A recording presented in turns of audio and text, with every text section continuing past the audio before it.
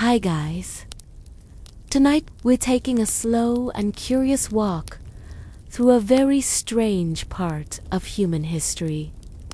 A place where laws weren't always logical, weren't always fair, and sometimes weren't even serious by today's standards. There was a time when governments believed it was necessary to regulate the smallest details of everyday life, how people dressed, what they ate, where they stood, and what was considered acceptable behavior. At the time, these rules weren't meant to be funny. They were written with complete seriousness. But history has a quiet sense of humor, because when we look back now, some of these laws feel less like protection and more like comedy frozen in ink. Even stranger, a few of them never disappeared. They were never repealed. They still exist technically. Legal hiding in law books most people never open. So, tonight, let's slow things down. Let's explore the funniest laws humans ever create and discover why some of them are still legal today. When laws were less about logic and more about control. There was a time when laws were not expected to make sense. They were not written to feel fair, practical, or even consistent. Their purpose was simpler and in many ways more unsettling, to remind people who held power and who did not.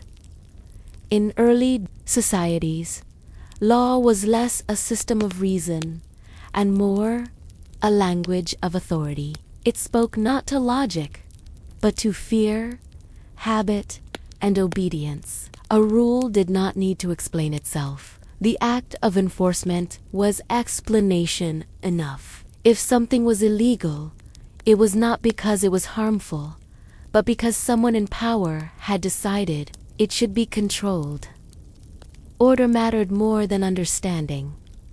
For rulers, maintaining control over large populations without modern policing or communication was a constant challenge. There were no surveillance cameras, no centralized databases, no rapid response systems. Authority had to be visible, tangible, and frequent. Laws became tools not only to regulate behavior, but to project presence. Every rule, no matter how small, was a reminder that power reached into daily life. This is why many early laws appear strangely specific to modernize. They regulated how people walked through streets, how loudly they spoke, what they wore when they slept, and how they celebrated. These were not random choices. They targeted the most ordinary moments of human life, because ordinary moments were shared by everyone. Logic was secondary. A law could contradict another law. It could change from town to town. It could be enforced harshly one day and ignored the next. None of this weakened its authority. In fact, unpredictability often strengthened it. When rules were unclear, people were more cautious. When enforcement was selective, people were more obedient. Control thrives in uncertainty. Many early legal systems were deeply personal. Laws reflected the anxieties of rulers more than the needs of the population. A king afraid of rebellion outlawed gatherings. A city worried about moral decay banned laughter at night. A religious authority fearful of divine punishment regulated food, clothing, and rest days. The law became a mirror of fear. And fear, once written into law, became tradition. Over time, rules hardened into expectations. What began as temporary measures slowly turned into permanent codes. People born into these systems rarely questioned them. If a behavior had always been illegal, it felt unnatural to imagine it otherwise. The law shaped not just actions, but assumptions.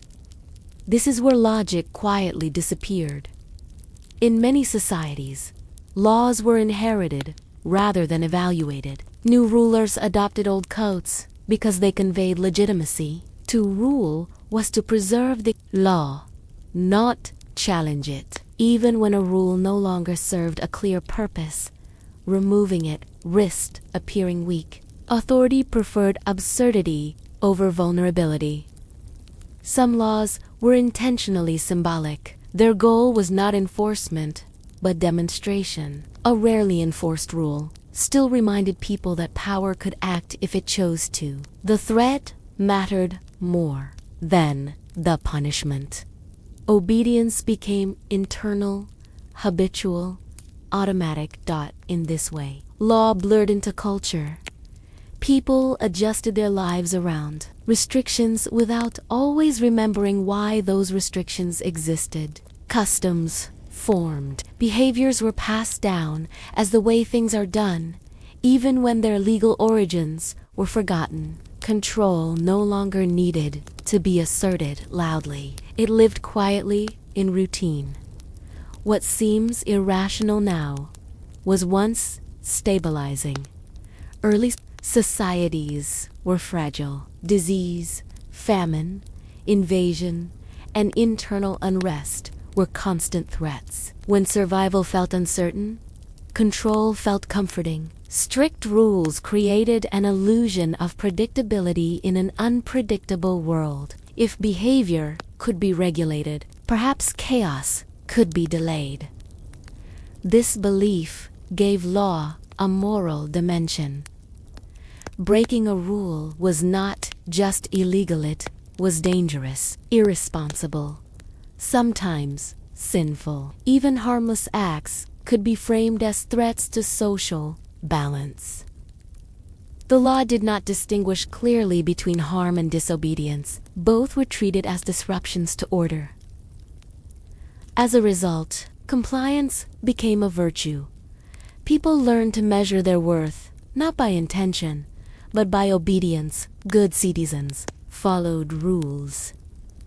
Bad ones questioned them. Over time, questioning authority itself became suspicious. Logic, once again, was unnecessary. Many of the laws we now find amusing were born in this atmosphere. Their strangeness reflects a world where control mattered more than coherence. They regulated behavior, not because it needed regulation, but because regulation itself reassured those in power. And for centuries, it worked. Most people obeyed, not because they believed every law was sensible, but because the cost of resistance was too high. Public punishment, social exclusion, or legal consequences reinforced conformity. Silence was safer than skepticism. Only much later did societies begin to ask a dangerous question. Why does this rule exist at all? That question would eventually reshape legal systems. But in this earlier world, it was rarely asked aloud. Control was not something to analyze. It was something to live with. And so, laws multiplied, not guided by logic, but by the quiet, persistent need to command behavior in a world that felt perpetually on the edge of disorder. A time when everyday behavior needed permission. In the world shaped by authority rather than logic, everyday life unfolded under a quiet expectation. Permission was required, not always spoken, not always written, but always understood. People did not wake each morning assuming freedom. They woke assuming limits, and learned through habit where those limits lay. Behavior was not private. It belonged, in part, to the community and, through the community, to those who ruled it. Walking through a town square, opening a shop, gathering with neighbors, or simply standing still in the wrong place could draw attention. Attention, in turn, invited judgment, and judgment often carried legal weight.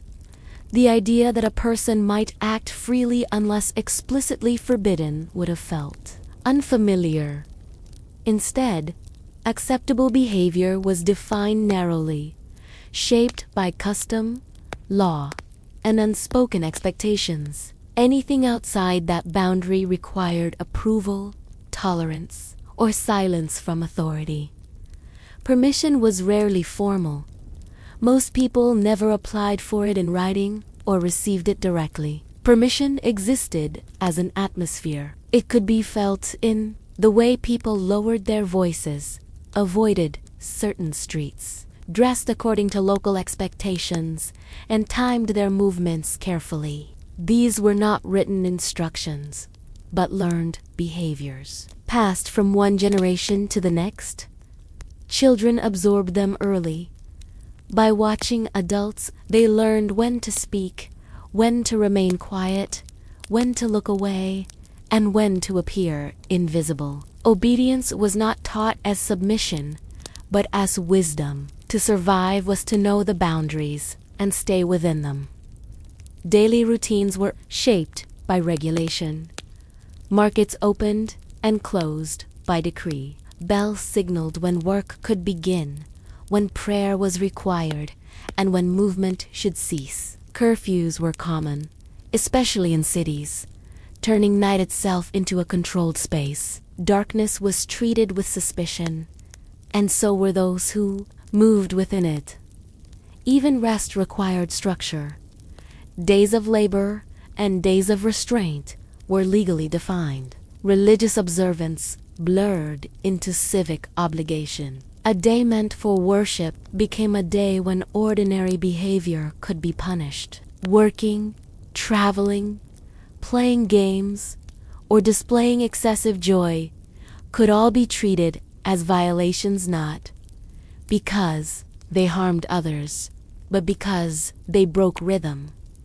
The law regulated time as much as action in many places. Meals were restricted by class, season, or religious calendar. Certain foods were forbidden on certain days. Public eating could be frowned upon or penalized. Enjoyment was monitored, not for its excess, but for its visibility. Pleasure that could be seen was pleasure that could be controlled.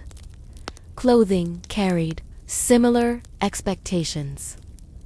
What one wore communicated not just status, but obedience. Laws dictated fabrics, colors, and styles, ensuring that social boundaries remained visible at a glance. Dressing outside one's assigned role was not treated as expression, but as disruption. Permission to wear certain garments was permission to exist in certain spaces.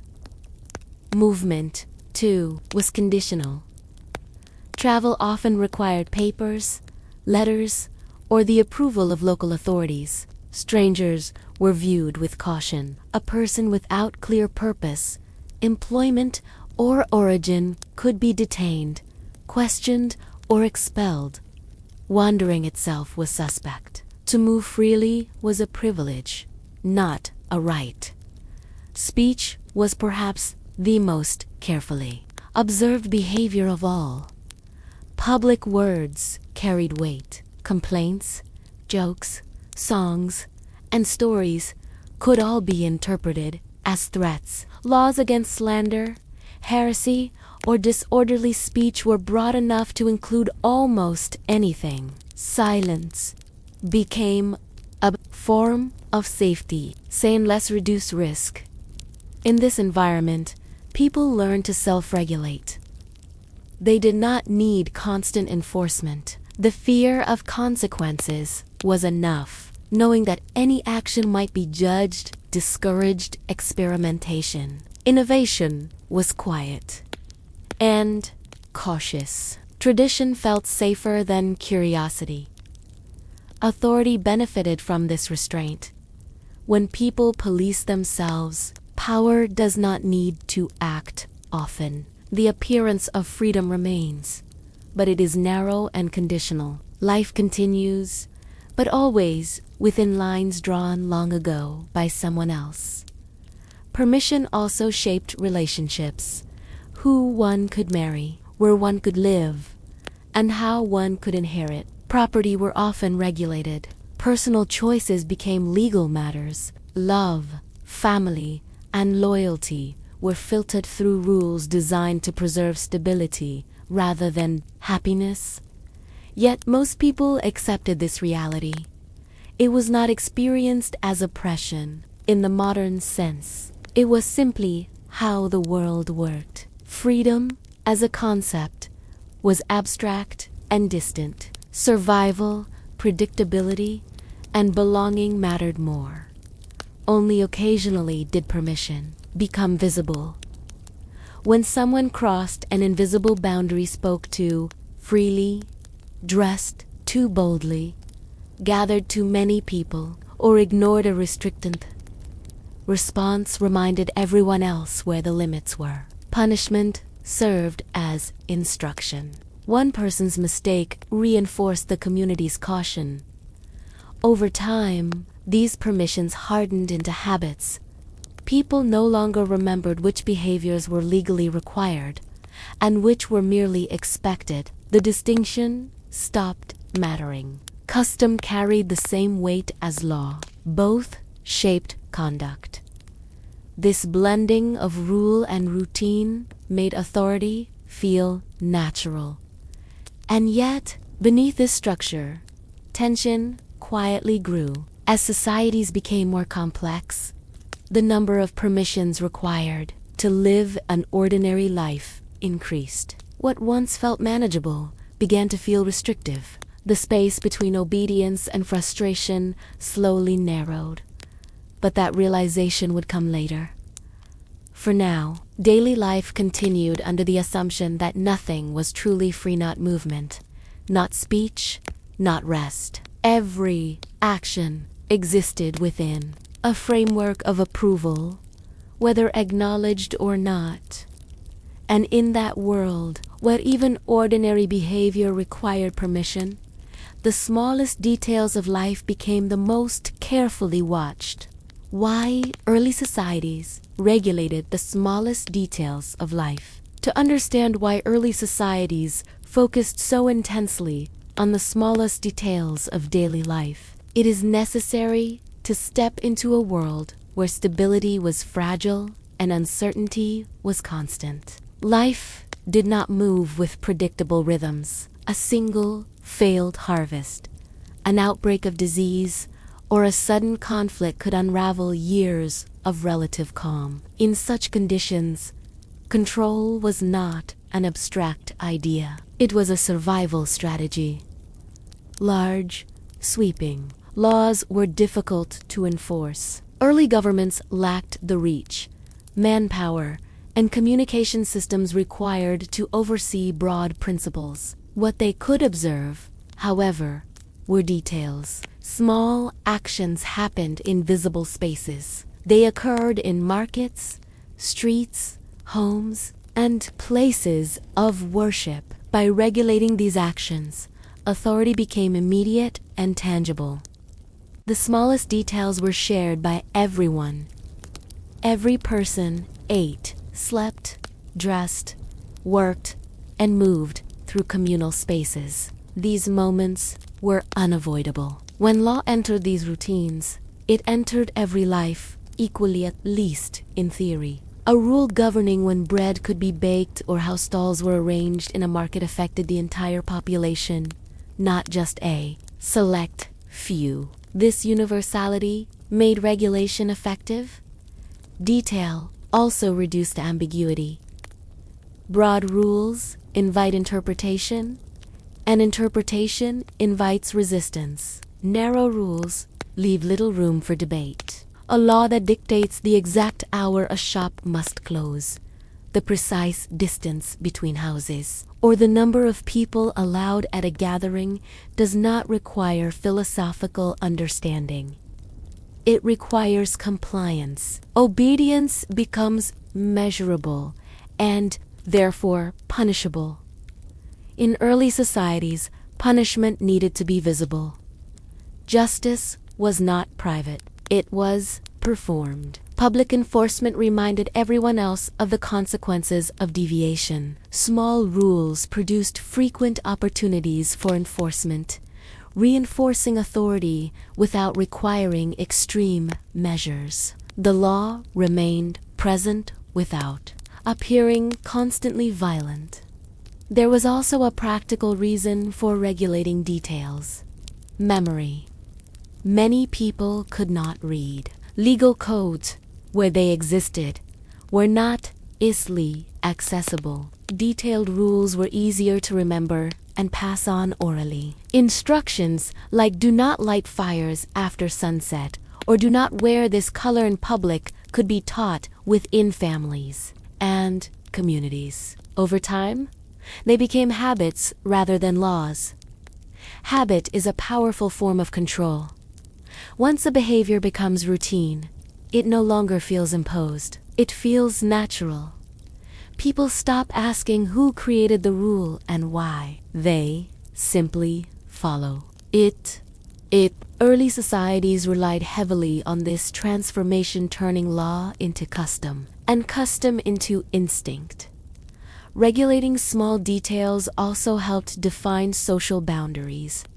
Correct behavior signaled belonging. Knowing when to bow, when to speak, how to dress, and where to stand demonstrated that a person understood the community's expectations. Those who failed to follow these details marked themselves as outsiders, whether they were travelers, the poor, or the socially marginal. Mistakes were revealing. An outsider might break a rule without knowing it existed. That mistake justified suspicion, punishment, or exclusion. In this way, small regulations protected social identity. They separated us from them without the need for explicit declarations. Fear played a constant role in shaping these systems. Early societies lived with threats they could not explain scientifically. Disease seemed to arrive without warning. Weather behaved unpredictably. Misfortune demanded meaning. In the absence of understanding, discipline offered comfort. If people behaved correctly, perhaps disaster could be avoided. This belief made detail feel essential. Rules governing cleanliness, diet, movement, and ritual were often framed as safeguards against unseen dangers. Breaking them risked not just punishment, but collective harm. Law merged with superstition and morality, strengthening its hold over behavior.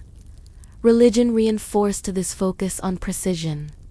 Rituals depended on exactness. Small errors carried spiritual consequences. When divine favor was believed to hinge on proper conduct, everyday actions gained cosmic importance. Law borrowed this logic. Obedience was no longer just civic. Duty it was moral responsibility. For rulers, this alignment was useful.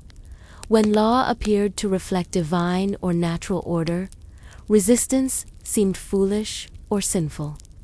Authority did not need to justify itself. It simply existed as part of a larger structure beyond question. Detail also allowed flexibility in enforcement. When rules cover many aspects of life, nearly everyone is in violation of something. This gives authorities discretion. Laws could be ignored when convenient and enforced when necessary. Such systems favored those in power while keeping the rest of the population cautious. Selective enforcement maintained control without constant intervention.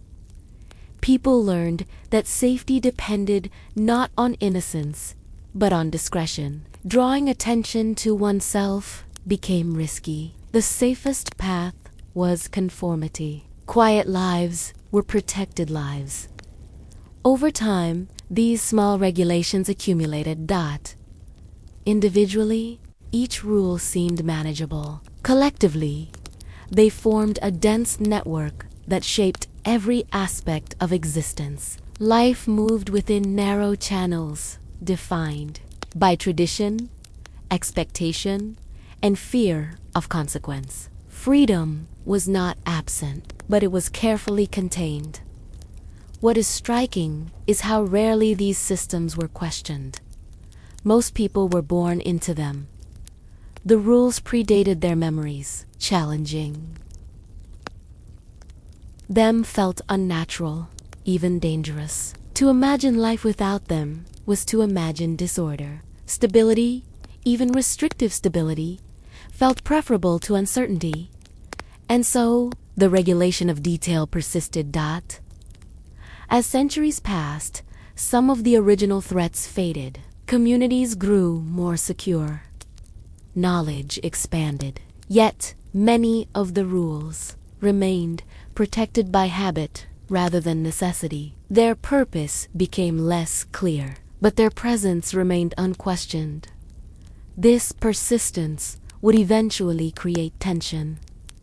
As societies slowly stabilized, people began to notice the weight of unnecessary control. Rules that once promised safety now felt burdensome. The gap between regulation and reason widened, though it was not yet openly discussed. That moment of realization, when people began to laugh rather than fear, would come later. For now, early societies continued to regulate the smallest details of life, convinced that order depended on precision, obedience, and the quiet acceptance of authority woven into every ordinary act. And in those ordinary acts, power found its most enduring expression. Laughing at laws that were once considered necessary. From a modern distance, many old laws invite laughter. They feel oddly specific, strangely cautious, or simply disconnected from everyday reality. Laws banning certain games, regulating hairstyles, or punishing harmless behavior seem less like tools of governance and more like historical curiosities. We read them now with amusement, often assuming they were written by foolish people in foolish times. But laughter is a privilege of distance. When these laws were created, they were not jokes. They were serious responses to real fears. They addressed anxieties that no longer feel urgent, but once shaped daily life. To understand why we laugh now, it helps to remember why obedience once felt necessary. Every society outgrows some of its rules. As conditions change, the reasons behind certain laws fade. The dangers they were meant to prevent disappear or lose relevance. What remains is the rule itself, detached from its original context. When this happens, a law stops feeling protective and starts feeling strange. Humor enters when fear leaves. Law against carrying ice cream on Sundays sounds absurd today because Sundays no longer represent moral crises, and ice cream no longer symbolizes temptation. But when time was structured rigidly around labor, worship, and restraint, such details mattered. Enjoyment itself could feel threatening. Laughter often masks misunderstanding. We assume people in the past lacked common sense. In reality, they had different priorities. Their world was smaller, more fragile, and less forgiving. What appears irrational now was often an attempt to preserve balance in a system that felt constantly at risk. Consider how quickly humor disappears. During crisis, in moments of fear, pandemics, wars, economic collapse, modern societies also create rules that later seem excessive. Restrictions on movement, speech, or gathering feel reasonable when danger is immediate. Only later do they invite criticism or mockery. Time transforms necessity into absurdity. Once a rule no longer serves its original function, it becomes visible in a new way. Without fear to justify it, the rule stands exposed. Its language feels stiff. Its logic feels thin. Its enforcement feels arbitrary. This is where laughter begins. But laughter is not neutral. It reflects power. We laugh because the law no longer controls us. We are free from its consequences. Those who lived under it did not laugh, not because they lacked humor, but because humor offered no protection. Obedience once felt practical. Breaking a strange law carried real risks: fines, public shame, imprisonment, or worse. Even if people privately questioned the rule, compliance was safer than defiance. The cost of resistance outweighed the satisfaction of logic. Over time, however, enforcement weakened. As societies stabilized and priorities shifted, many old laws stopped being actively enforced. They remained written, but dormant. This transition from feared rule to ignored text created space for amusement. A law that is never enforced becomes a curiosity. It lives on paper, disconnected from daily life. It surprises readers who encounter it centuries later. The gap between its seriousness and its irrelevance produces humor. This is especially true when laws regulate behavior we now consider harmless. Rules about games, fashion, or minor social interactions feel trivial because modern life tolerates variety. But earlier societies valued uniformity. Difference attracted attention, and attention invited trouble. Laughing at these laws can feel reassuring. It reminds us that society has progressed, that reason has replaced superstition, that freedom has expanded. Humor becomes a quiet declaration of superiority over the past. Yet this comfort can be misleading. Many modern laws will likely appear just as strange in the future. What feels reasonable now may feel excessive later. The line between necessity and absurdity shifts with time. Historical laughter is selective. We laugh at laws that fail to adapt. We forget those that quietly evolved into accepted norms. Not all control disappeared, some simply changed form. What makes certain laws especially funny is their precision. The more specific the rule, the more visible its outdated logic becomes. A broad principle can adapt. A narrow instruction cannot. When context disappears, detail becomes ridiculous. This specificity also reveals anxiety. Many strange laws were attempts to manage behavior too closely. They reflect a desire to control not just outcomes, but intentions. Such control is fragile. When its foundation weakens, it collapses into comedy. But for those who lived under these laws, comedy was not the point.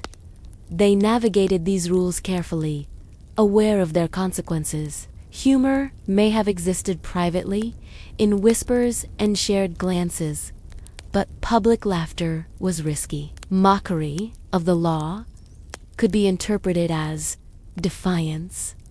Silence was safer.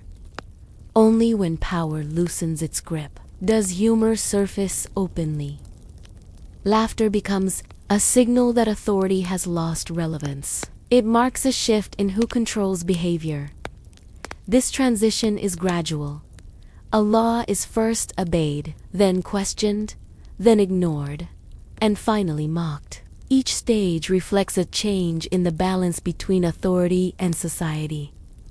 By the time laughter becomes widespread, the law is already dead in practice, if not on paper. What remains is memory. These laws survive as stories, anecdotes, and trivia. They entertain because they no longer threaten. Their former seriousness feels exaggerated. Their punishments disproportionate. But they also serve as reminders. They show how easily fear can justify control, how ordinary behavior can become suspicious, how logic can be sacrificed for stability. Laughing at old laws is safe because we are not bound by them. Yet that safety should invite reflection as much as amusement. The same processes that created absurd rules in the past still exist. Fear still shapes law. Authority still reaches into daily life. The difference lies in which rules feel normal and which ones invite laughter. For now, we stand far enough away to smile at the past, unaware of which of our own rules will one day seem just as strange. And so, as laughter replaces obedience, the law's former power fades into curiosity, waiting for the next chapter, where responsibility itself becomes confused. Animals, objects, and the law's confusing sense of responsibility. In early legal systems, responsibility was not always tied to intention. The modern idea that guilt depends on conscious choice developed slowly. Before that shift, law operated within a different framework where harm mattered more than motive, and order mattered more than understanding. In that world, animals and even objects could become legal subjects. To modern readers, this feels absurd. How could a pig be guilty of a crime?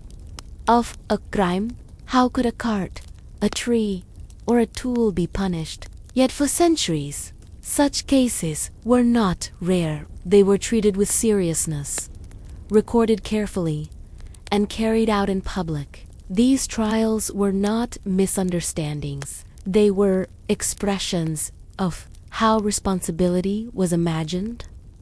Early societies viewed the world as morally active. Events were rarely accidental. Misfortune demanded explanation. When harm occurred, something or someone had to be held accountable. The law existed not only to punish, but to restore balance. Responsibility was assigned wherever disruption appeared. This logic did not require intention. If a child was killed by a pig, the pig had caused disorder. That fact alone was enough. Whether the animal understood its action did not matter. What mattered was that the community had been disturbed, and that disturbance required correction. Law functioned symbolically. Punishing the animal reassured the community that order had been restored. It demonstrated that no harm went unanswered. Justice was visible, even if it was misplaced by modern standards. Objects followed the same logic.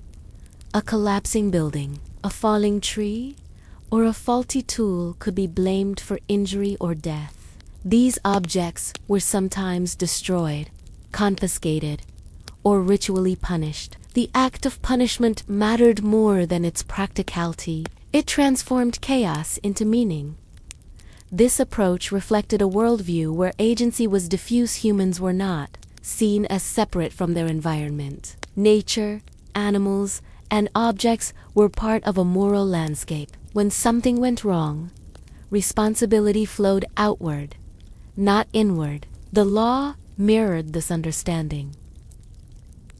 Religion reinforced these ideas. Many societies believed the divine watched over daily life closely. Calamity suggested imbalance or wrongdoing. By punishing the immediate cause animal or object, the community demonstrated obedience to a higher order. Justice aligned itself with cosmic harmony. Legal rituals emphasized seriousness. Animal often followed the same procedures as human ones. Charges were read. Witnesses were heard. Sentences were pronounced. This was not theater. It was governance. The process affirmed that the law applied universally. Universality strengthened authority. If even animals could be judged, no one was beyond reach. The law appeared absolute. It governed all things that disrupted order, regardless of their nature. These cases also served social purposes. Public trials created shared experiences. They allowed communities to process tragedy together. Blame, once assigned, reduced uncertainty. Fear became manageable when it had a target. Without scientific explanation, law filled the gap. People did not understand disease transmission, animal behavior, or structural failure in modern terms. Law provided a framework to respond. Punishment offered closure, even when it solved nothing. Over time, patterns emerged. Certain animals, pigs, dogs, rats, appeared frequently in legal records. They lived close to humans. Their actions intersected with daily life. When accidents happened, proximity made them convenient subjects of responsibility. Objects, too, were chosen carefully. Tools associated with labor, weapons, or transport were common targets. They represented risk. Destroying them symbolized control over danger. Yet this system was inconsistent. Some animals were punished, others were ignored. Much depended on visibility and social pressure. Law responded not to objective risk, but to collective anxiety. This inconsistency did not weaken authority. On the contrary, it reinforced it. Unpredictability kept people cautious. If responsibility could fall anywhere, everyone remained alert. As societies evolved, these practices slowly change. The growth of legal theory introduced ideas of intent and agency. Responsibility narrowed. Humans became the primary subjects of law. Animals and objects moved into different categories: property, hazard, resource. But the transition was uneven. For long periods, old and new ideas coexisted. Some courts abandoned animal trials, others continued them. Law adapted slowly, shaped by tradition as much as reason. Even today, traces remain. Modern legal systems still struggle with responsibility when machines fail, structures collapse, or animals cause harm. Liability replaces guilt, but the underlying question persists. Where does responsibility truly lie? The past reminds us that this question has never had simple answers. What feels ridiculous now once felt necessary. Assigning blame even incorrectly fit better than accepting randomness. Law offered certainty in an uncertain world. Laughing at these practices risks missing their purpose. They were not expressions of ignorance alone. They were attempts to impose meaning on chaos, using the tools available at the time. And yet, they also reveal the limits of control. Punishing an animal did not prevent future accidents. Destroying an object did not remove danger. These actions addressed fear more than reality. As understanding grew, law slowly retreated from this symbolic responsibility. But the instinct to assign blame did not disappear. It shifted. Responsibility became legal abstraction rather than ritual punishment. Fault replaced fate. Negligence replaced malevolence. The language changed, but the impulse remained. Early laws that judged animals and objects remind us that law is not only about justice, it is about reassurance. It tells societies that harm can be explained, that disorder can be contained, and that authority can respond even when true understanding is out of reach. And as we move forward in this story, we will see how that same instinct born from fear and uncertainty continued to shape laws governing the most ordinary aspects of human life, including something as simple and as revealing as what people chose to wear. When clothing became a legal problem, there was a time when clothing was never just clothing. It was not a matter of comfort, taste, or personal expression. What a person wore carried legal weight. Fabric, color, cut, and decoration were all read as signals of class, loyalty, morality, and obedience. Because clothing could be seen instantly, it became one of the most convenient tools for control. Early societies understood this well. Unlike beliefs or intentions, clothing was visible. It required no investigation, no confession. A glance was enough. Lawmakers recognized that if appearance could be regulated, social order could be displayed openly, every day, in every street. Clothing laws were rarely about beauty. They were about boundaries. Who belonged where? Who was allowed to appear powerful? Who was expected to remain humble? These laws did not aim to improve society. They aimed to preserve it exactly as it was in many places. What a person could wear was determined by birth. Certain fabrics were reserved for elites: silk, velvet, fur, lace, and bright dyes were often restricted to nobility or clergy. Ordinary people were legally forbidden from wearing them, regardless of wealth. Even if someone could afford fine clothing, the law might still deny them the right to display it. This restriction protected hierarchy. If anyone could dress like a noble, the visual distinction between ruler and subject would blur. Authority relied on recognition. Clothing made power visible without words. A glance at a crowd could reveal who mattered most. Color carried particular importance. Some dyes were expensive and rare. Others held symbolic meaning. Purple, for example, was often associated with royalty or religious authority. To wear it without permission was not a fashion choice. It was an act of defiance. Such defiance was taken seriously. Violating clothing laws could result in fines, confiscation, public humiliation, or worse. The punishment reinforced the lesson. Status was not something to imitate. It was something assigned. Gender also played a role. Clothing laws often reinforced strict ideas about masculinity and femininity. Men and women were expected to dress in ways that reflected their assigned roles. Crossing those boundaries could attract suspicion or legal trouble. Dress became a way to enforce identity itself. Modesty was another concern. Many laws regulated how much of the body could be shown.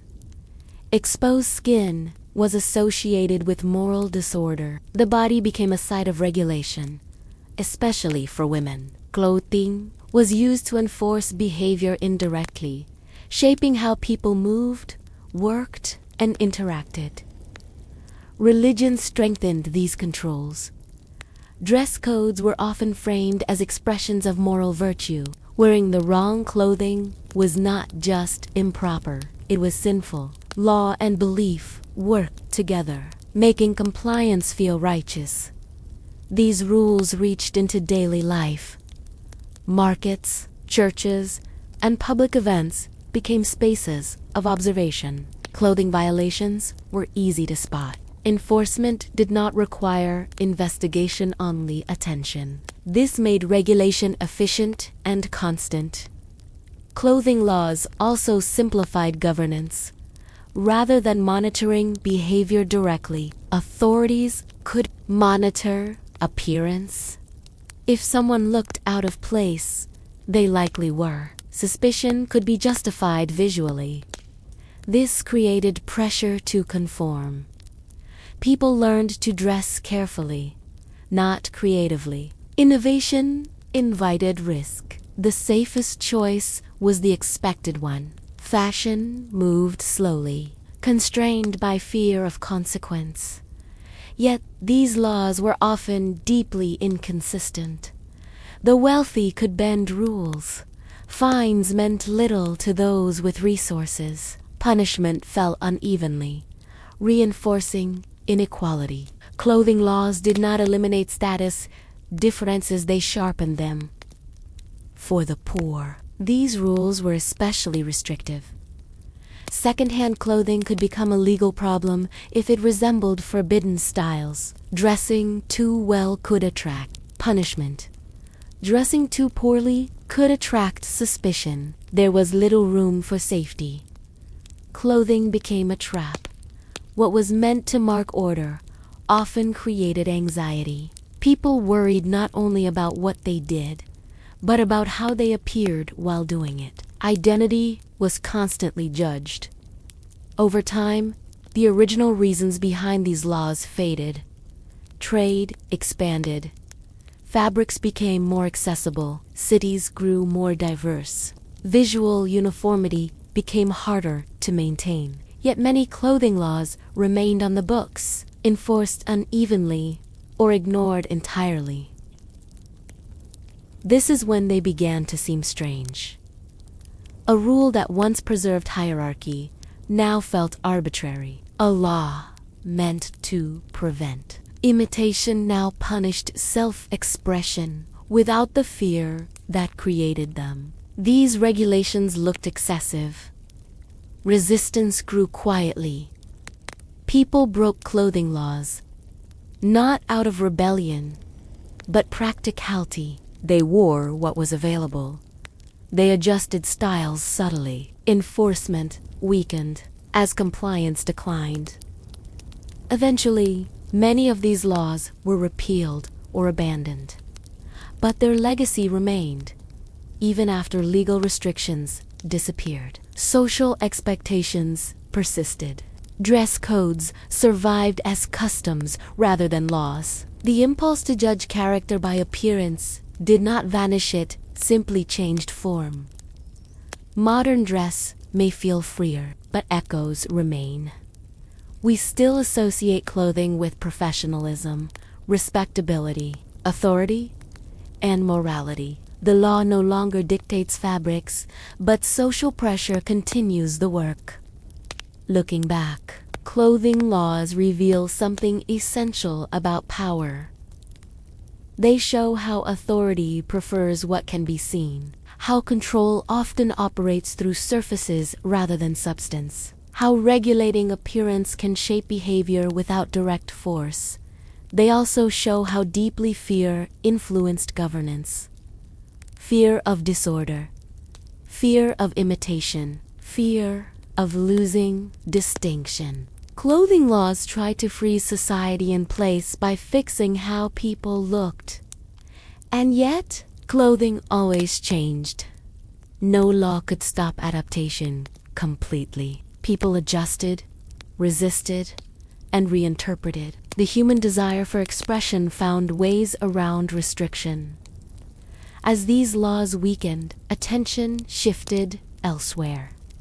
If clothing could no longer reliably signal obedience, other aspects of life required regulation, pegulation. Pleasure, consumption, and enjoyment themselves began to attract legal concern. And so, as the law loosened its grip on appearance, it tightened its hold on something even more revealing. What people ate, drank, and enjoyed, food, drink, and the fear of too much enjoyment.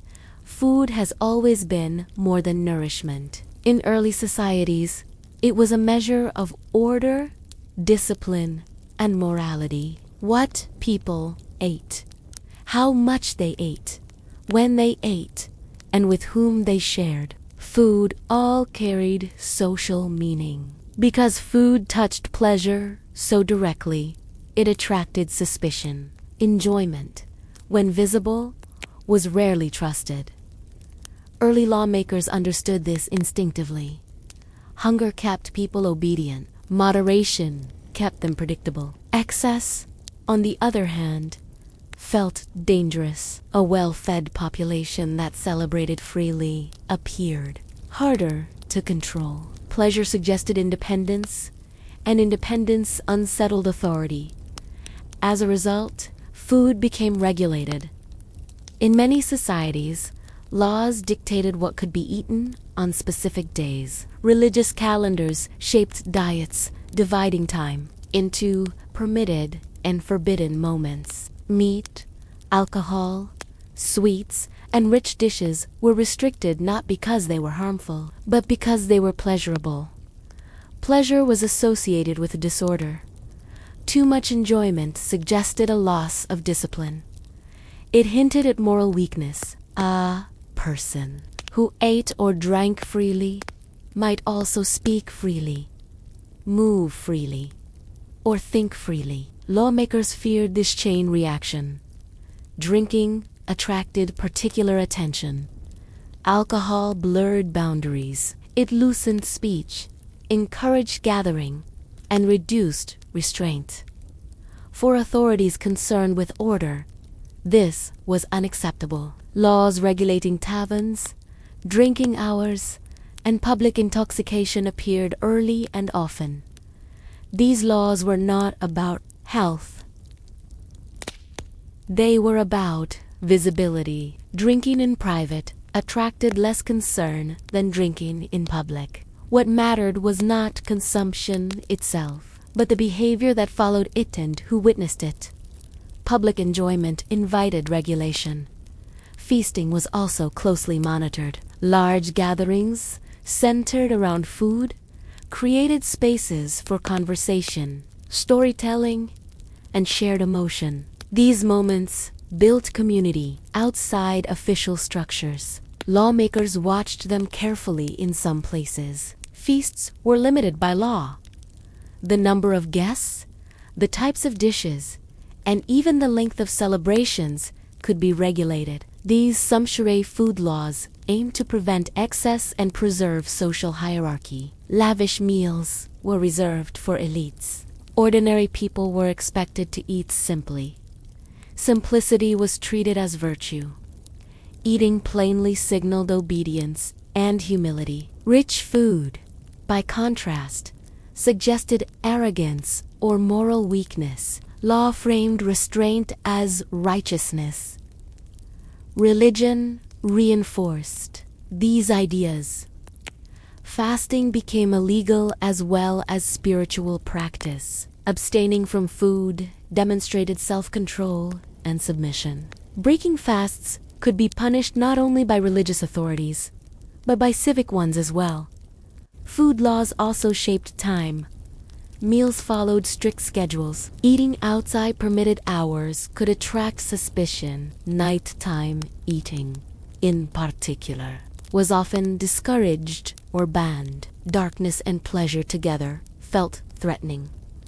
Even markets were controlled. Prices, quantities, and quality of food were regulated to maintain stability. Hoarding, overindulgence, or deviation from expected norms could be treated as crimes. Food security mattered, but so did moral order. These regulations affected the poor most harshly. Those with resources could afford fines or private indulgence. The poor ate publicly, visibly, and in shared spaces. Their enjoyment was easier too. Monetaran, easier to punish. Food became a measure of compliance. Eating correctly demonstrated obedience. Eating incorrectly suggested defiance. Even hunger itself could be politicized. Begging, stealing food, or consuming forbidden items revealed one's place in society. Yet people still sought pleasure. They adapted quietly. Recipes changed subtly. Ingredients were substituted. Celebrations were disguised as religious observance. Enjoyment found ways to survive under restriction. Lawmakers responded with more detail. Rules grew increasingly specific. What could be eaten, how it could be prepared, and when it could be served were all described precisely. Control tightened as resistance grew quieter. This cycle was familiar. Wherever pleasure appeared, regulation followed. The law did not seek to eliminate enjoyment entirely, it sought to manage it. Controlled pleasure was acceptable. Uncontrolled pleasure was not. Over time, the original fears faded. Food became more abundant. Trade expanded diets. Knowledge improved. Yet, many food and drink laws remained, long after their necessity had disappeared.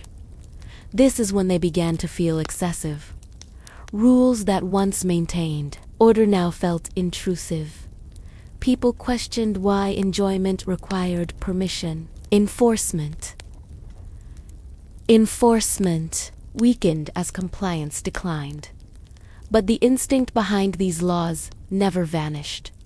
Even in modern societies, food and drink remain moralized. Diets signal discipline. Overindulgence attracts judgment. Alcohol is still regulated, taxed, and controlled. The past lingers quietly. Early food laws reveal how deeply authority feared pleasure. They show how enjoyment, when shared openly, threatens systems built on restraint. They also reveal a contradiction. People need pleasure to endure hardship. Too much restriction breeds resentment. Lawmakers walked a narrow path allowing enough enjoyment to keep people functioning, but not enough to let them feel free. This balance was never stable. As societies grew more complex, regulating pleasure became harder. Food and drink moved beyond local control. Enforcement weakened. Attention shifted toward other behaviors that could still be managed. Noise, silence, movement, public presence. If enjoyment through food could no longer be reliably controlled, then expression itself became the next concern. And so, the law turned its gaze toward how loudly people lived their lives toward sound, stillness, and behavior in shared spaces. Why silence, noise, and public behavior were heavily policed. In early societies, sound was never neutral. Noise, like food, clothing, or movement, was a matter of order, discipline, and moral perception. The hum of daily life was constantly observed. Markets, streets, workshops, and homes existed not only as spaces of labor and rest, but also as arenas of surveillance. Every sound, every conversation, every shout or whisper could carry consequence. Lawmakers understood the power of noise. Sound could inspire, unite, or mobilize, but it could also disrupt, distract, and challenge authority. In a world without instant communication or rapid enforcement, controlling sound became one of the most efficient ways to maintain social order. Noise was visible because it was audible. Unlike hidden intentions, it could not be easily concealed. Silence, conversely, carried its own significance. The absence of sound could signal obedience, contemplation, fear, or submission. Early authorities recognized that maintaining predictable soundscapes was essential. In towns and cities, quiet streets indicated compliance. Rowdy gatherings suggested disorder. Public behavior was measured not only by what people did, but by how loudly, how quickly, and how collectively they did it. Even routine activities were subject to scrutiny. The hammering of metal, the clatter of carts, or the laughter of children could be regulated through law or custom. Certain noises were permitted only at specific times. Work could be noisy during the day, but forbidden after sunset. Singing, storytelling, or playing instruments was often restricted to communal spaces and prescribed hours. The law treated the acoustic environment as an extension of civic discipline. Silence itself was policed with intention. Some societies enforce curfews, requiring residents to cease activity at night. In these instances, Remaining quiet was not merely practical, it was a legal expectation. Residents who violated the curfew risked punishment, whether through fines, public reprimand, or other forms of correction. By making silence a legal standard, authorities reinforced both temporal and social hierarchies. Noise was closely linked to social status. The louder and more public a person was, the more attention they drew. Nobles or officials could command sound in ways that commoners could not. Their voices carried weight and legitimacy. For the lower classes, unregulated, noise could suggest rebellion, carelessness, or moral weakness. Laws regulating noise were often class-conscious, designed to amplify the authority of the elite while restraining the ordinary populace. Markets were among the most heavily policed spaces for sound. Merchants shouted to advertise goods, but laws dictated acceptable decibel levels and permitted hours. Excessive noise could be punished as a form of public disturbance. Similarly, festivals and celebrations, which naturally generated sound, were frequently subject to regulation. Authorities sought to balance the communal benefits of gathering with the risks of disorder. Noise also intersected with moral judgment. Early societies often associated loudness, shouting, or disruptive laughter with immorality. To make too much noise was to signal a lack of self-control, a disregard for social norms, or even spiritual danger. By regulating sound, the law attempted to cultivate civility, patience, and restraint. Those who ignored these norms risked being marked as socially or morally deficient. Certain sounds were criminalized for practical reasons. Disturbances that threatened sleep, work, or worship were targeted specifically. Towns and villages relied on predictable routines. Work schedules, religious observances, and communal labor all depended on quietude at specific times. Disruptive noises could endanger social cohesion, economic activity, and perceived spiritual well-being.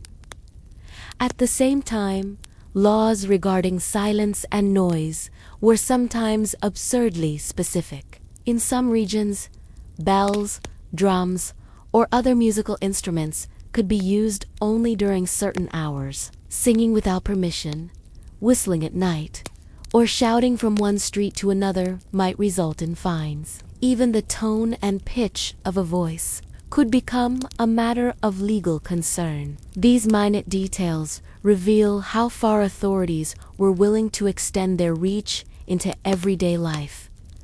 Public gatherings posed additional challenges. Crowds amplified both sound and influence.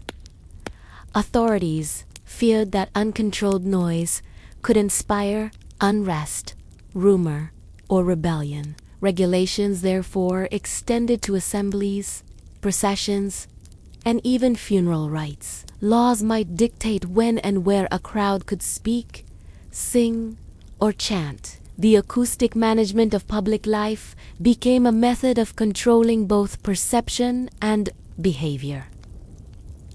Children were also monitored through sound. Their laughter, shouting, and play were not inherently threatening, but when uncontrolled, they could signal disorder. Parents were legally accountable in some regions for their children's noise, linking the domestic sphere to civic oversight. By tying sound to responsibility, early societies reinforced obedience from the earliest age.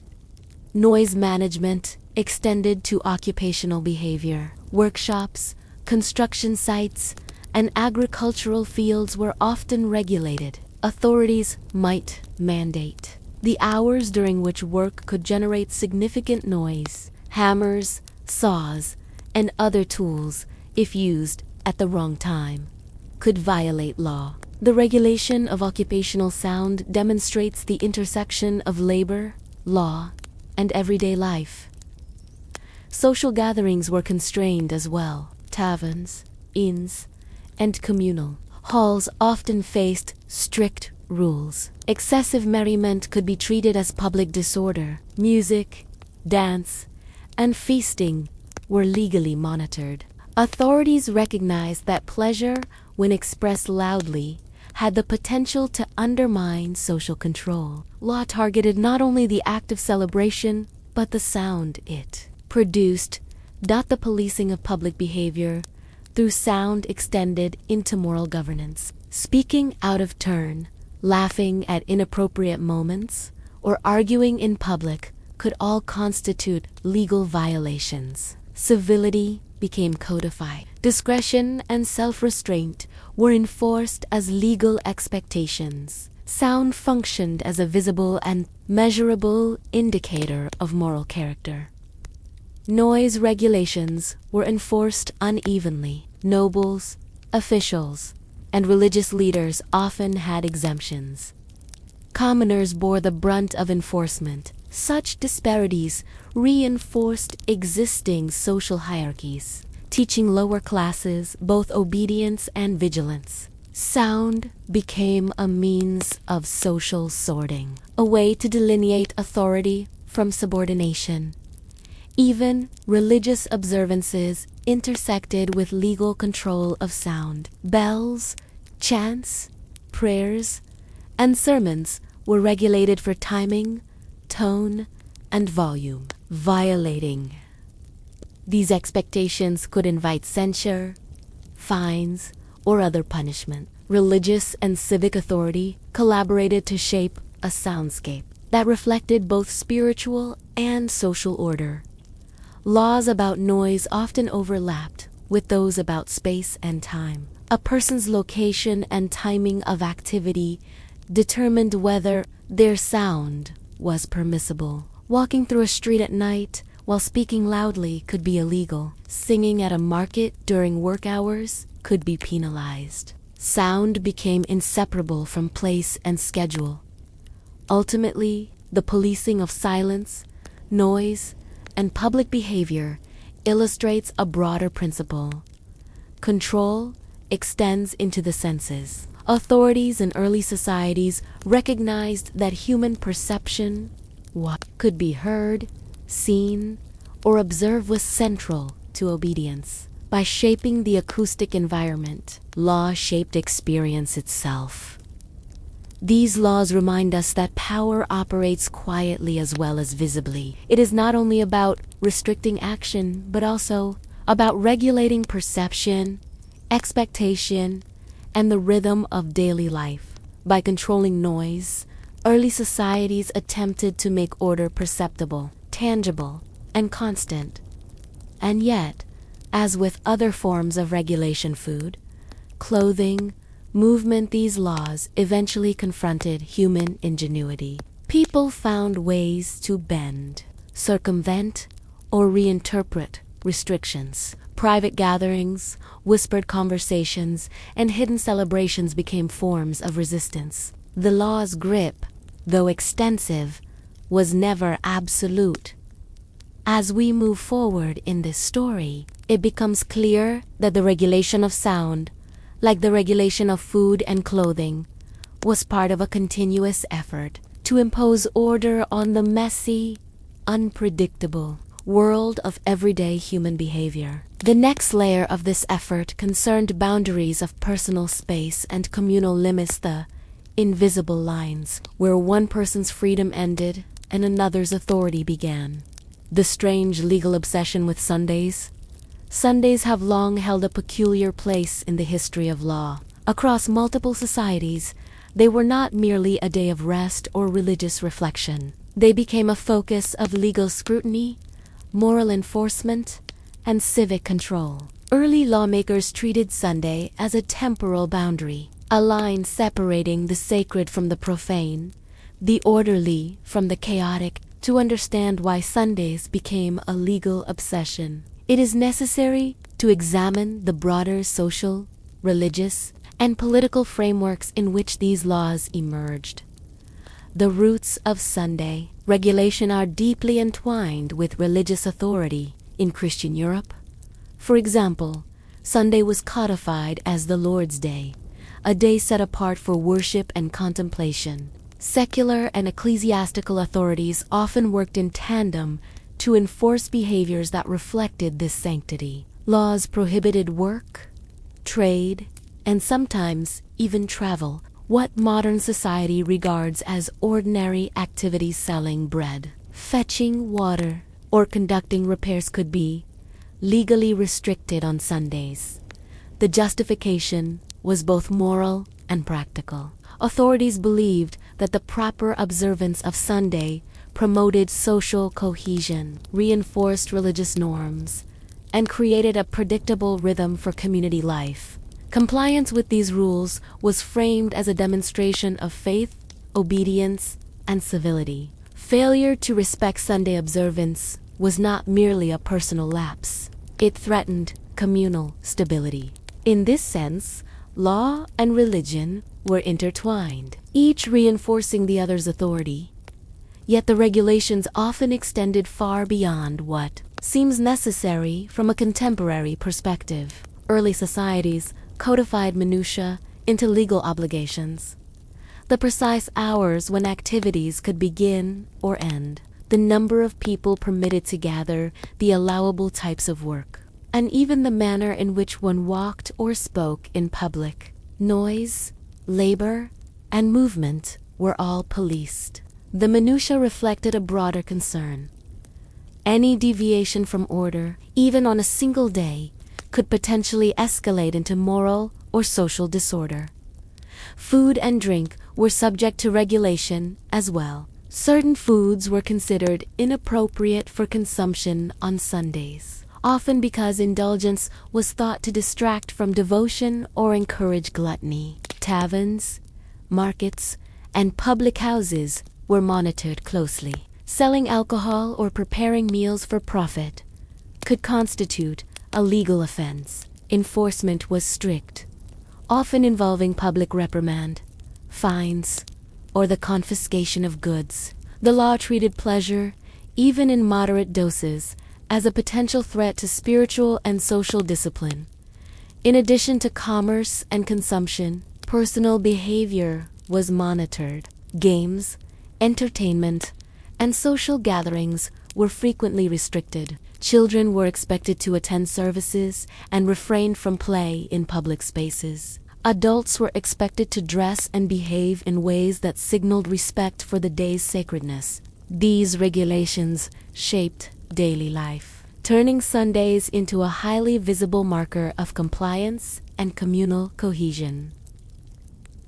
The obsession with Sundays extended to travel and transportation. Roads, bridges, and public spaces were monitored for unauthorized movement. Riding, carting goods, and engaging in commercial or personal travel could be illegal if performed without religious or civic justification. Authorities understood that mobility, like sound or consumption, could disrupt order. By restricting movement, they attempted to maintain a controlled temporal environment in which the day itself became a vehicle of social discipline. This level of scrutiny illustrates a broader principle. Early societies sought to manage not only what people did, but also how they experienced time. Sundays were more than a calendar marker. They were a framework for organizing daily life, embedding rhythm into social, economic, and spiritual routines. By legally structuring the day, authorities exerted influence over both public and private spheres, ensuring that even seemingly personal choices were subject to collective norms. Non-compliance carried both symbolic and practical consequences. Fines and punishments served as immediate deterrents, but public observation amplified their impact. Watching others obey or transgress, Sunday laws reinforced social hierarchies and moral expectations. The visibility of enforcement made law an ever-present force, shaping behavior through surveillance, peer pressure, and the anticipation of consequence. Over time, the content of Sunday laws evolved. In early periods, prohibitions were broad and encompassing, covering work, commerce, entertainment, and personal conduct. Later, laws became more focused, reflecting the changing priorities of society. In urban centers, enforcement often targeted commerce and labor, while in rural areas, restrictions on travel and agricultural work took precedence. Nevertheless, the underlying principle remained. Sunday was a day set apart, and law existed to preserve its sanctity. The persistence of these laws also demonstrates the endurance of authority through ritual. Observing Sunday laws required participation in a shared, temporally defined experience. Compliance was both performative and disciplinary. By following rules that regulated mundane aspects of daily life: when to light a fire, when to prepare food, when to travel, citizens reaffirmed their place within a structured society. Yet, the logic of these laws could appear arbitrary, even capricious. Prohibitions often conflicted with practical needs, creating tension between necessity and morality. Farmers needed to tend animals, bakers needed to supply bread, and tradespeople needed to maintain livelihoods. The law, however, prioritized spiritual and social conformity over immediate utility. Enforcement was selective, allowing for discretion among authorities, which further complicated compliance. This arbitrariness contributed to evolving attitudes over time. As economies grew, populations expanded, and urban centers developed, adherence to strict Sunday observance became more challenging. Disparities in enforcement led to questioning of the rationale behind these laws. What had once been a moral imperative began to feel intrusive, restrictive, or excessively prescriptive. Yet, their presence continued to shape social expectations, embedding a cultural memory that persisted long after enforcement waned. Importantly, Sunday laws were not merely about restrictions. They were also about identity and belonging. Observing the day properly signaled membership in a religious and civic community. Transgression signaled distance or opposition. By codifying behavior around the day, authorities delineated insiders from outsiders, loyal subjects from potential disruptors. Law functioned as both moral guide and social boundary. The fascination with Sundays also reflects broader anxieties about control and predictability. A single day of disorder, whether through labor, noise, or indulgence, was seen as capable of undermining the rhythm of the week, the cohesion of community, and, in some interpretations, divine favor. Early societies sought to prevent disruption at its root, using the day as a focal point for legal and moral governance. Despite the strictness, people adapted. Strategies for compliance and circumvention emerged. Work might be conducted discreetly, travel might be disguised as necessary, and celebrations might be folded into religious observances. These adaptations illustrate the dynamic between authority and individual agency. Laws attempted to structure life, but human behavior inevitably found ways to negotiate, interpret, and, at times, resist regulation. The obsessive attention to Sundays ultimately reveals a society deeply concerned with rhythm, order, and moral performance. By focusing on a single day, authorities could extend influence over the larger week, using ritualized restriction to shape perception, behavior, and social cohesion. Time itself became a legal instrument, a medium through which law expressed both moral and civic expectations. This historical focus also demonstrates the layered nature of legal control. Sunday laws intersected with regulations about clothing, food, sound, and movement. They were not isolated rules, but part of an integrated system designed to manage the everyday life of the populace. By codifying behavior on one day, authorities reinforced principles that permeated the entire temporal and social structure. In conclusion, the strange legal obsession with Sundays exemplifies how law extends into the rhythms and structures of human experience. It was a mechanism for enforcing moral discipline, social hierarchy, and communal conformity. While many of these regulations now appear excessive or peculiar, they reflect the historical moment in which time, behavior, and perception were inseparable from the exercise of authority.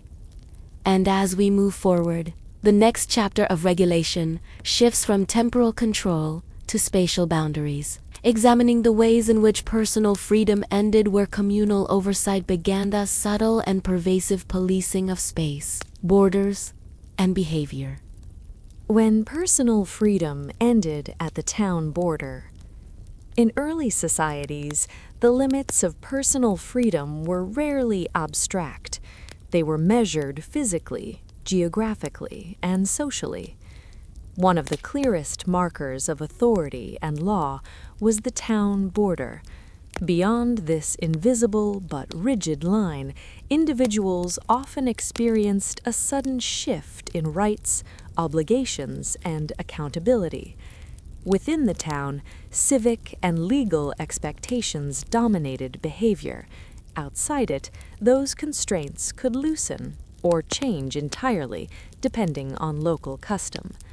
Understanding this phenomenon requires examining how geography, governance, and social control intersected in daily life.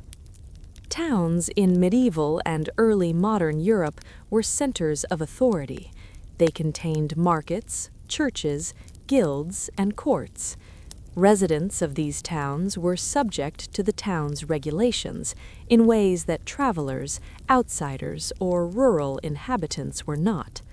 Laws governed trade, labor, noise, dress, and even social interaction, and enforcement was immediate and visible.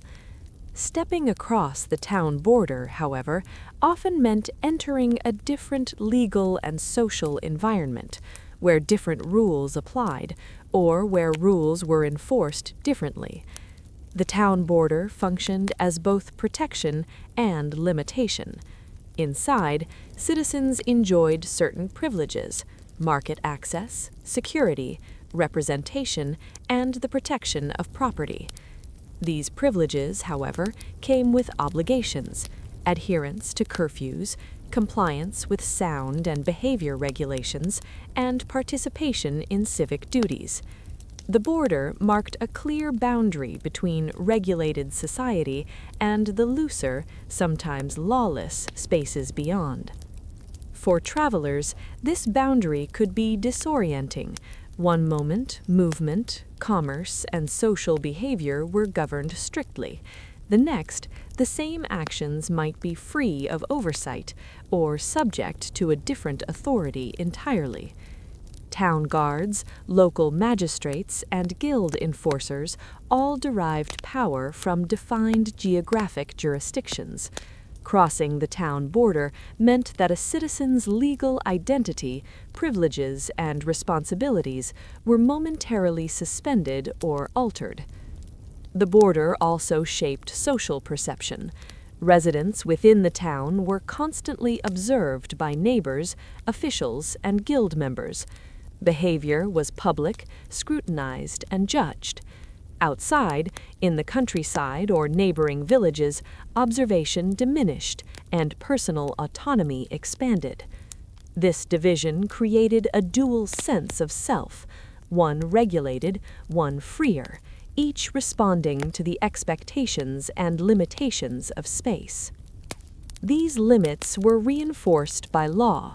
Entering or leaving town without proper authorization could itself constitute a legal offense. Passports, travel permits, or letters of introduction were sometimes required. The legal framework ensured that citizen people could not exploit geographic mobility to evade responsibility, while outsiders could not encroach upon civic space without oversight. Markets, in particular, highlighted these boundaries. Towns controlled trade rigorously, setting prices, regulating quality, and enforcing guild privileges. Crossing the town border might allow merchants to bypass regulations temporarily, but also exposed them to local customs or feudal obligations in rural areas. Law, geography, and commerce were tightly intertwined, making personal freedom a function of both location and status. Movement within the town was equally constrained. Streets, squares, and public spaces were policed, both legally and socially. Citizens were expected to follow prescribed routes, observe noise regulations, and respect communal norms. Stepping across the border changed these dynamics. Rural paths, fields, and forested areas offered relative freedom, but with the trade-off of reduced protection and higher vulnerability to crime, environmental hazards, or feudal authority. The town border also reinforced class distinctions. Nobles, merchants, guild members, and laborers experienced the limitations and privileges of civic space differently. Wealth and social standing could buffer the effects of restrictive laws, while lower-class residents were more visible, more accountable, and more vulnerable to enforcement. Crossing the border could level some inequalities, temporarily granting freedom from scrutiny, but it also exposed individuals to new forms of authority and obligation. Legal jurisdiction was not always consistent. Each town had its own courts, regulations, and enforcement methods. Crossing one border could mean entering a completely new legal environment, with unfamiliar rules and punishments. Citizens were expected to know these boundaries and adjust behavior accordingly. Ignorance of local law offered no protection. Enforcement relied on the presumption that individuals were responsible for understanding the geography of authority. The border was also a psychological barrier. People internalized the limits of law and expectation. Even when outside direct oversight, individuals often continued to behave according to civic norms, anticipating the need to return. Habit, socialization, and fear of judgment extended the reach of law beyond its geographic bounds. Personal freedom, in this sense, was always constrained by learned discipline, social pressure, and the anticipation of enforcement. For townsfolk engaged in trade, labor, or religious observance, the border delineated opportunity and obligation. Certain types of work, such as butchery, brewing, or blacksmithing, were highly regulated within town limits. Beyond the border, these activities might be permitted more freely, but with the caveat of different rules, local customs, and variable oversight. Law functioned not only as control, but also as a tool for economic regulation. Travelers and outsiders experienced these boundaries differently. While townspeople faced surveillance and enforcement, outsiders might encounter stricter punishment for transgressing unknown local regulations. Authorities relied on mobility to enforce boundaries, often stationing guards at gates or bridges to monitor movement. The border thus became both a physical and symbolic marker of authority, separating ordered civic life from the unpredictable surrounding environment. Religious observance was also influenced by geography. Churches within town limits dictated communal worship, ritual participation, and moral instruction. Outside the border, religious obligations could be interpreted differently. Clergy and magistrates collaborated to enforce observance within the town, but authority diminished with distance. The border, therefore, defined not only legal jurisdiction, but spiritual oversight as well. Enforcement at the border could be ceremonial, visible, or ritualized. Town gates, walls, and bridges were not merely defensive structures, they were instruments of civic control. Guards, tolls, and checkpoints reinforced the legal and social significance of crossing from one domain to another. Movement never neutral, it was always interpreted within the framework of law, expectation, and obligation.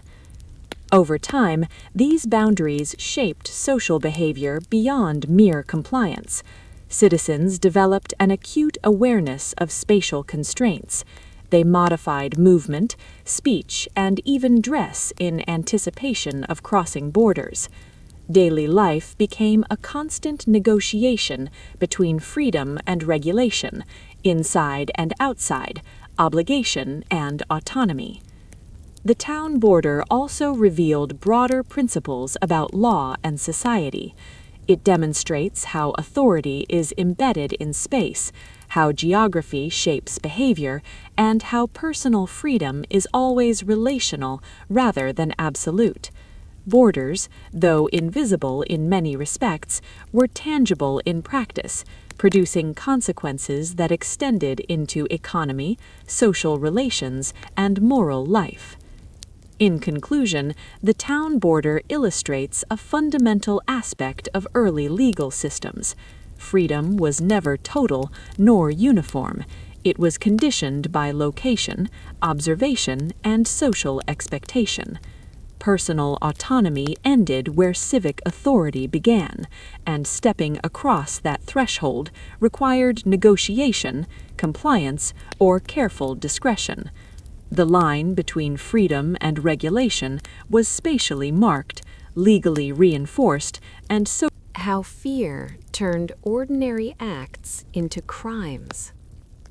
In early societies, law was shaped as much by fear as by reason. Acts that today would be considered trivial or mundane were frequently transformed into criminal offenses. This transformation often stemmed not from the inherent harm of an action, but from the anxiety it produced, the potential disruption it implied, or the symbolic threat it represented. Understanding this phenomenon requires examining the role of fear, collective, personal, and institutional, in the formation of legal codes and social norms. Fear, in its broadest sense, was pervasive. It encompassed concern about social disorder, moral corruption, divine displeasure, and the unknown forces of nature. Early communities were acutely aware of their vulnerability. Disease, famine, and misfortune could strike without warning. Law became a tool to channel these fears into regulation, creating visible structures of accountability, deterrence, and control. Ordinary acts, walking at night, leaving doors unlocked, or speaking too freely, were scrutinized not only for immediate consequences, but for what they implied about societal stability. The criminalization of ordinary behavior served several functions. First, it established boundaries of acceptable conduct. By converting minor acts into punishable offenses, authorities reinforced the idea that no action was truly private or inconsequential. Every gesture, decision, or habit became a potential site of legal evaluation. This pervasive reach of law cultivated caution, self-monitoring, and conformity among the populace. Second, fear-based legal structures amplified authority. When ordinary acts could be interpreted as criminal, individuals became acutely aware of the omnipotence of power. Magistrates, town officials, and local enforcers could invoke law in ways that extended their influence beyond overtly harmful acts. By codifying even minor deviations, they ensured that compliance was habitual, reducing the need for constant direct enforcement. Superstition and religious belief further contributed to the criminalization of daily life. In many early societies, misfortune was attributed to human action, negligence, or moral failing.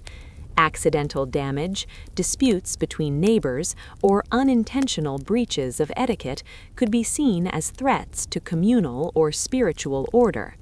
Laws codified these fears, punishing actions that might seem inconsequential but were perceived as catalysts for disorder or divine retribution. Fear also operated temporally.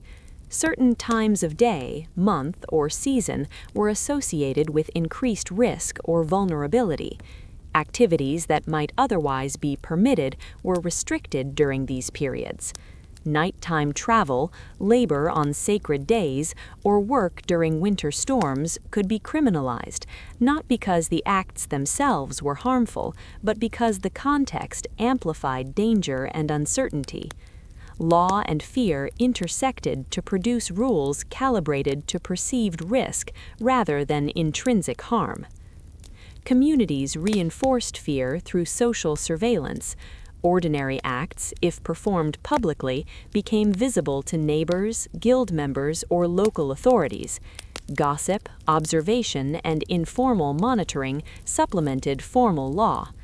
Fear of social censure magnified legal restrictions, creating a climate in which even minor infractions could have significant consequences. People learned to regulate behavior preemptively, internalizing the law before any formal enforcement was necessary. Punishment served not only corrective but symbolic functions. Public fines, humiliation, or ritualized reprimands demonstrated the consequences of transgression, reinforcing the social and psychological weight of fear. The spectacle of punishment communicated that ordinary acts were never truly neutral, and that compliance, even in small matters, was essential to communal well-being. Some of the most striking examples involve everyday interactions. Speaking out of turn, laughing at inappropriate times, or failing to show proper deference could all be deemed criminal. Physical gestures, such as bowing inadequately, touching someone without permission, or leaving a door ajar, were codified in certain jurisdictions as offenses. The logic was not malice, but caution. Ordinary acts could, in theory, cascade into larger social or moral disruptions if left unchecked. Economic behavior was similarly regulated. Trading without a license, selling at the wrong price, or failing to meet guild standards could be punished as crimes. Even small miscalculations, clerical errors, or delayed deliveries were subject to scrutiny. Fear of economic instability, fraud, or inequality justified extensive regulation.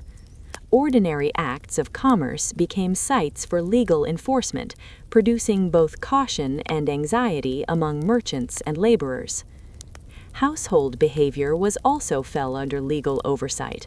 Leaving property unsecured, storing food improperly, or allowing animals to roam freely could be interpreted as negligence, endangering others and attracting punishment. Law treated responsibility expansively. The ordinary acts of daily life, by virtue of their potential consequences, were liable to become offenses. Children, too, were not exempt. Play, speech, and movement were closely monitored. Ordinary misbehavior, running, shouting, or minor quarrels could be punished as criminal acts, particularly if adults believed such conduct threatened moral or social order.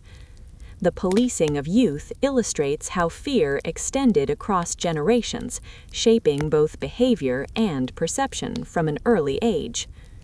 Fear-driven criminalization was also influenced by inequality. The actions of the poor, marginalized, or socially subordinate were more likely to be scrutinized and punished. Ordinary acts by elites were often overlooked, tolerated, or reinterpreted. Law, in this sense, reflected and reinforced social hierarchies, transforming the mundane behavior of some into legal liabilities while excusing the same acts in others. Geography and context played roles as well.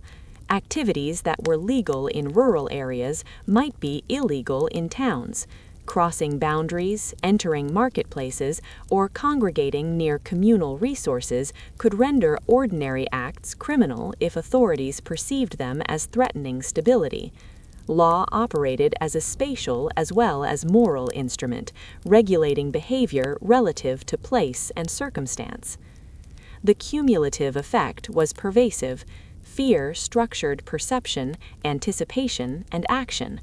Ordinary acts were never experienced purely as personal choice.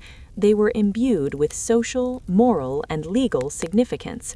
People internalized these norms, modifying behavior before enforcement, shaping a culture of self-surveillance, discipline, and caution. Yet, paradoxically, fear-driven criminalization could provoke resistance. The very measures intended to prevent disorder sometimes encouraged creativity, subversion, or negotiation. People adapted routines, altered timing, or disguised behavior to comply superficially while maintaining autonomy. The ordinary acts that became crimes were thus constrained and transformed by human ingenuity. Over time, the persistence of fear-based laws illustrates a central truth about governance in early societies. Law is as much about shaping perception as controlling action.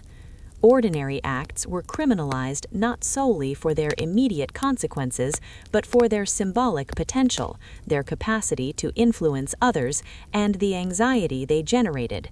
Legal codes functioned as instruments of both caution and conformity, reinforcing authority through the anticipation of threat. In sum, fear converted the mundane into the legally significant. From speech to movement, from trade to play, ordinary acts were scrutinized, judged, and regulated. The logic was not always apparent, the consequences often disproportionate, yet the system succeeded in producing a society acutely aware of its vulnerabilities, obligations, and dependencies. Fear transformed the everyday into a landscape of law, making the routine inherently significant. As we proceed to the next chapter, we will examine how punishments themselves, once intended to enforce law and deter transgression, came to seem more absurd than the offenses they addressed, revealing the human tendency to ritualize, dramatize, and institutionalize control in ways that persist long before their original purpose. Punishments that now seem more absurd than the crimes. In the annals of early legal systems, punishment often transcended the severity of the offense itself. Acts that today would appear minor or trivial, misplaced words, minor property disputes, or breaches of social etiquette could result in penalties that seemed disproportionate, even absurd. These punishments, codified into law and ritualized into practice, reveal as much about the society that enforced them as about the acts they targeted. They illustrate a world where legal authority was exercised not only to correct behavior, but to shape perception, instill fear, and maintain social hierarchies. Punishment was never solely about retribution. It served multiple purposes: deterrence, moral education, reinforcement of hierarchy, and demonstration of power. The severity of a penalty often reflected the potential for social disruption rather than the immediate harm of the act itself. In this framework, even small infractions could carry disproportionately large consequences. A misused word, an inattentive gesture, or a public laugh might invite censure, fines, or physical penalty. Some punishments were designed to be highly visible. Public humiliation, pillories, stocks, and parading offenders through town transformed minor misbehavior into communal spectacle. The law capitalized on the social dimension of punishment, making examples of the seemingly insignificant reinforced norms and conveyed the omnipresence of authority. Ordinary citizens observing these spectacles internalized rules through both fear and social pressure. Other punishments were ritualized to convey moral lessons. Offenders might be required to perform symbolic acts, such as wearing distinctive clothing, carrying a token of shame, or reciting confessions aloud. These practices made the act of transgression legible to the community and reinforced the link between behavior, morality, and authority. Even when the offense itself was trivial, the punishment became a lesson in civic obedience. Certain crimes, now considered trivial or nonsensical, were punished severely. For example, failing to fast on designated religious days, speaking out of turn, or producing noise in restricted hours could lead to fines, corporal punishment, or public shaming. Such regulations, embedded in legal codes, demonstrate a society deeply concerned with controlling the rhythms, sounds, and manners of daily life. Punishments often reflected social hierarchies. Nobility, clergy, and wealthy merchants were frequently exempt from the most humiliating penalties, while the lower classes bore the brunt of enforcement. This disparity reinforced existing power structures, making law both an instrument of moral regulation and a tool of social stratification. The absurdity of punishment was thus intertwined with social inequality. What appeared disproportionate to an observer may have been deliberate, reinforcing a hierarchy of visibility and accountability. The complexity of legal codes sometimes produced contradictory or seemingly irrational punishments. Offenses that were minor in one context could escalate into major penalties in another, depending on factors such as time, location, social status, or the discretion of officials. The interpretation of law was as much a function of context as of written statutes.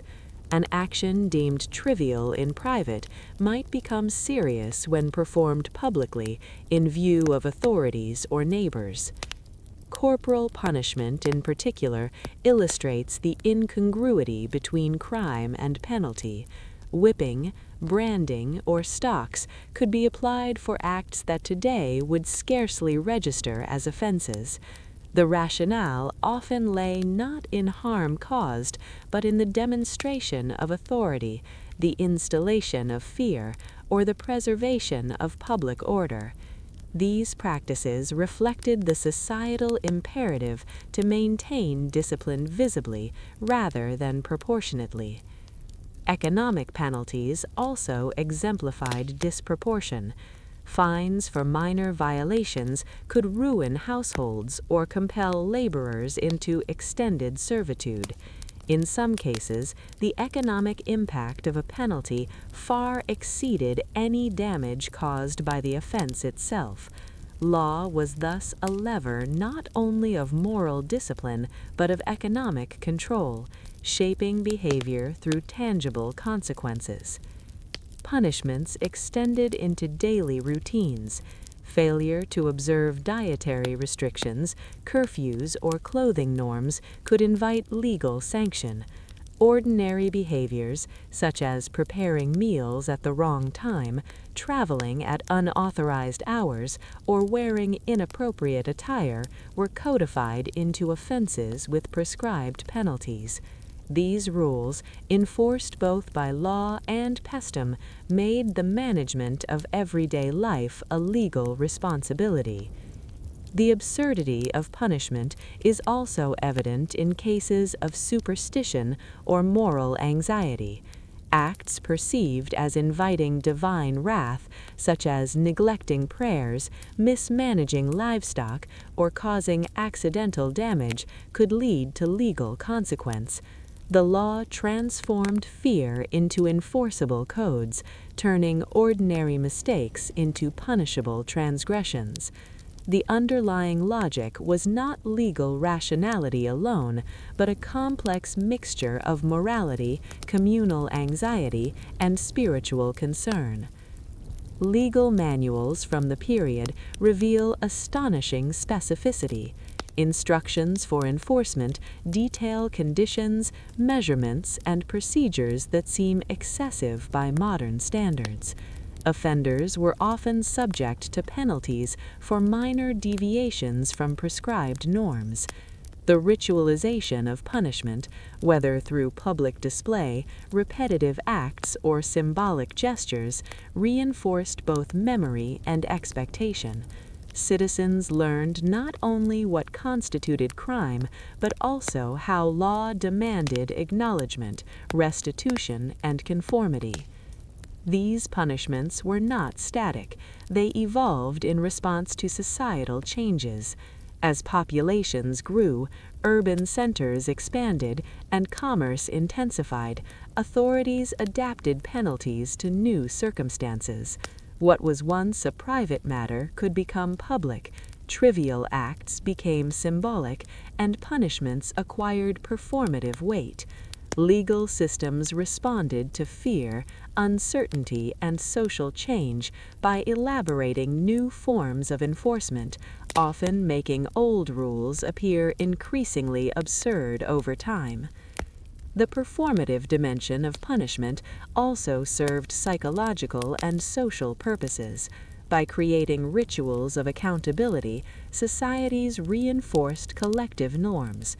The absurdity of penalties, excessive fines, public humiliation, or seemingly arbitrary physical punishment became a mechanism for teaching, socializing, and maintaining order. Citizens internalized norms both through observation and participation in the legal spectacle. Punishments also reflected the temporal nature of authority. Repeated or ritualized enforcement created continuity in social expectation. Minor infractions, codified into absurdly specific penalties, became a way to regulate daily life across generations. Law, through the exaggeration of consequence, ensured that ordinary acts were continuously monitored and that collective memory of compliance persisted. Yet the gap between offense and punishment was often a source of commentary, reflection, and at times, quiet subversion. Ordinary citizens observed the arbitrariness, negotiating, adapting, or circumventing rules when possible. In doing so, they revealed the tension between law's authority and human ingenuity. Absurd punishments, while reinforcing power, also highlighted the limits of control. Law could prescribe, punish, and spectacle, but not entirely dictate thought or private action. The persistence of these punishments into modern memory illuminates historical priorities. Law was less about proportionality than about signaling, visibility, and psychological effect. Disproportionate consequences demonstrated that authority was not only capable of enforcing rules, but also invested in shaping perception. In conclusion, punishments that seem absurd today were integral to the social, moral, and psychological frameworks of early societies. They reveal a world in which ordinary acts were never neutral, authority was pervasive, and law extended into the minutiae of daily life. By examining these punishments, one gains insight into a society preoccupied with order, discipline, and moral performance, revealing the enduring influence of fear, hierarchy, and ritualized control. The next chapter of this exploration will examine how these legal frameworks disproportionately targeted the poor rather than the powerful, further demonstrating the intersection of law, social hierarchy, and moral anxiety in shaping historical experience. Why some laws targeted the poor, not the powerful. In early societies, law was rarely blind. Far from operating as an abstract standard of justice, legal codes frequently reflected and reinforced social hierarchies. Certain rules, ostensibly designed to regulate conduct, disproportionately affected the poor, the laboring classes, and the marginalized. Understanding why some laws targeted the poor requires examining the intersection of social structure, economic dependency, and moral ideology, as well as the practical needs of governance. Economic disparity shaped legal enforcement from the outset. Wealthy landowners, merchants, and officials possessed both the resources and the social connections to mitigate the consequences of legal transgression. Fines, penalties, or public censure could often be absorbed or negotiated. For the poor, however, even minor infractions, loitering, petty theft, unlicensed trade, or failure to attend mandated work could carry devastating consequences. The law functioned as both a tool of control and a mechanism for maintaining economic stratification. Many laws explicitly codified this imbalance. Guild regulations, market restrictions, and licensing requirements often applied with stringent force to laborers and small-scale artisans, while wealthier members of society navigated exemptions or special privileges. The legal system, ostensibly neutral, thus became a mechanism of reinforcing social hierarchy. It allowed those with economic and political power to secure their position while ensuring that the lower classes remained visible, regulated, and subordinate. The targeting of the poor was also influenced by perceptions of morality and social responsibility. Authorities frequently associated poverty with idleness, moral weakness, or propensity to disorder. Laws regulating work attendance, loitering, begging, and public behavior were justified on these grounds. What might be interpreted today as a failure of social support was framed then as a legal failing, and ordinary acts of survival or necessity could be criminalized when performed by the poor. Public space was a particularly contested area. Markets, streets, and commons were heavily regulated. Laws restricted who could sell goods, where they could sell them, and under what conditions. Violations often resulted in fines, confiscation, or corporal punishment.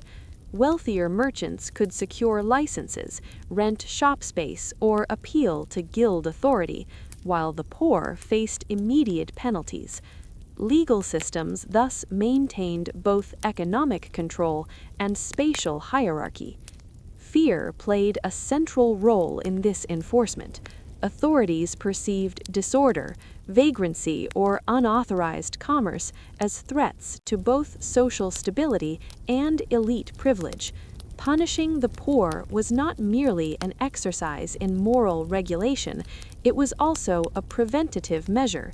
By criminalizing ordinary acts that were necessary for survival, selling small goods, wandering for work, or seeking shelter, the law reinforced a hierarchy in which the poor remained visible, compliant, and socially constrained.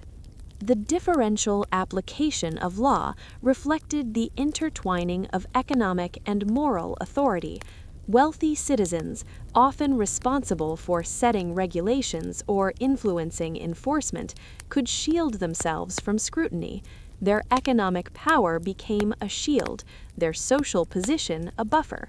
In contrast, the poor, without such resources, were highly visible and vulnerable.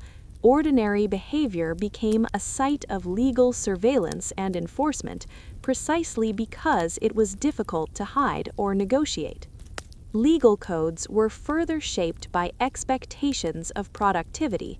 Work, trade, and labor were closely regulated, and failure to comply with mandated routines could be punished severely. The poor, who relied on daily labor for survival, were particularly vulnerable. Absences, tardiness, or perceived negligence could be interpreted as legal violations, while the wealthy, whose economic stability allowed greater flexibility, could navigate or circumvent these obligations. Even moral and religious law was unevenly enforced. Practices such as attendance at church, participation in mandated prayers, or observance of ritual obligations were policed more rigorously among lower classes. Clergy and magistrates often assumed that wealthier citizens required less oversight, as their status and visibility conveyed compliance or moral propriety. In contrast, the poor were monitored closely, their failures highlighted as examples to the wider community. Punishments for minor infractions illustrate this disparity. Fines that appeared proportionate on paper could be ruinous to laborers and small-scale artisans. Physical punishments, flogging, public humiliation, or temporary imprisonment were applied unevenly, often disproportionately affecting those with little recourse or representation.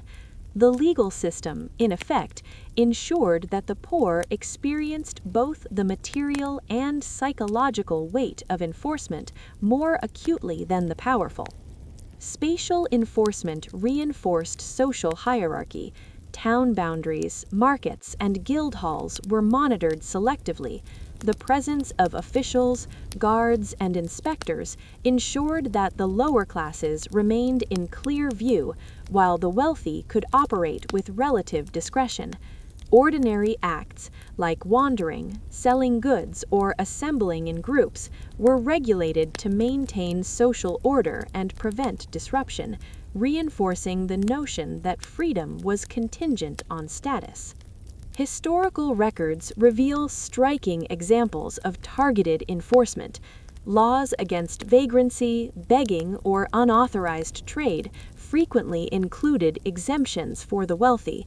Offenses that endangered property or authority were punished universally, but infractions rooted in necessity or survival disproportionately impacted the poor.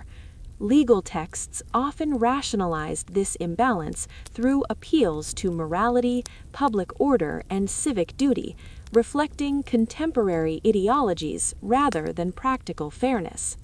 Fear again played a role in shaping compliance. The poor, aware of their vulnerability, internalized regulations, altering daily behavior to avoid punishment. The law created a landscape in which ordinary survival actions were framed as legal risk. People became cautious, compliant, and highly attentive to authority, demonstrating how law and fear intersected to enforce hierarchy. Over time, these patterns were institutionalized. Guilds, municipalities, and religious authorities developed systems of surveillance, reporting, and enforcement that systematically differentiated between classes. Legal procedures, punishments, and fines were all calibrated in ways that protected the privileges of the powerful while ensuring that the poor remained disciplined and accountable. Ordinary acts of the lower classes became sites of legal scrutiny precisely because they were visible, necessary, and easily regulated. Yet this system also inspired adaptation and negotiation. The poor often found ways to circumvent strict enforcement through discreet trade, communal support, or negotiation with officials. Ordinary behavior became a site of subtle resistance, highlighting the tension between law's authority and human ingenuity. Legal codes were never entirely absolute. Enforcement was a constant negotiation, shaped by social context, observation, and the exercise of discretion. Religious, moral, and civic expectations intersected with economic inequality to reinforce targeted regulation. Acts of consumption, charity, or labor were framed differently depending on social status. Ordinary acts by the poor were often criminalized as breaches of decorum, morality, or civic responsibility, while identical acts by the wealthy were interpreted as permissible, beneficial, or socially advantageous. The law functioned as both a mechanism of moral discipline and an instrument of social control. In conclusion, the disproportionate targeting of the poor reveals the fundamentally hierarchical nature of early legal systems. Ordinary acts, though seemingly trivial, were rendered legally significant precisely because of their social visibility, economic necessity, or moral interpretation. Law was both a mirror and a tool of social hierarchy, reinforcing privilege while regulating vulnerability. Understanding these dynamics illuminates the broader interplay between authority, inequality, and the everyday life of historical societies. The next chapter in our exploration will consider the gradual recognition that not every rule made sense, a process of reflection, adaptation, and a legal reform that unfolded slowly, revealing the human capacity for reconsidering the logic and purpose of laws. The slow realization that not every rule made sense. Over centuries, societies gradually began to confront an uncomfortable truth: not every rule made sense. Laws, once considered essential for moral, social, or civic order, sometimes revealed themselves as redundant, contradictory, or excessively burdensome. This realization was rarely immediate. It emerged slowly, often through a combination of observation, dispute, and the gradual accumulation of social experience. Understanding this process illuminates how legal systems, despite their authority, were capable of self-reflection and adaptation, albeit in measured and uneven ways. In the earliest phases, laws were rarely questioned. They were perceived as extensions of divine will, communal necessity, or the prudence of civic leaders. Obedience was expected, and compliance was reinforced by ritual, education, and enforcement. The individual rarely assumed a role in assessing the rationality of regulation. Rather, the collective accepted laws as the foundation of order. Yet, as societies grew more complex, inconsistencies and inefficiencies became apparent. One of the first indicators that laws might lack practical sense was their interaction with human behavior. Certain rules, when applied uniformly, produced unintended consequences. For example, laws designed to prevent minor theft or disorder sometimes incentivized evasion, subtle subversion, or illicit networks. A prohibition that seemed straightforward in theory became unwieldy in practice, revealing that enforcement, context, and social conditions were as important as the wording of the law itself. Similarly, some regulations conflicted with the basic needs of daily life. Early societies depended on agriculture, trade, and craftwork, each requiring a flexible approach to time, labor, and movement. Laws that restricted activity during certain hours, seasons, or days often clashed with these necessities. Farmers could not wait for ceremonial approval to tend livestock. Merchants could not pause production simply to honor regulations that had lost relevance. The dissonance between law and necessity gradually highlighted the limits of rigid legal thinking. Another catalyst for reconsideration was social observation. Citizens, communities, and local authorities witnessed repeated non-compliance, adaptations, and circumventions. When a rule was universally ignored or consistently bent, its purpose and relevance came into question. Over time, both enforcers and observers began to recognize patterns. Certain laws required enforcement effort disproportionate to their societal benefit, while others constrained ordinary life without producing observable improvement in order or morality.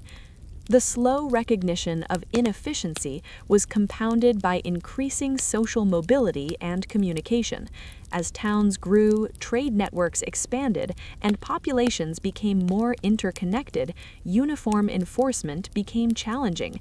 What might have been enforceable within a small, insular community now required complex administration, coordination across jurisdictions, and considerable resources. Lawmakers, observing these challenges, began to understand that some regulations no longer matched the capacities or realities of their societies. Legal scholars and thinkers played a role in formalizing this awareness.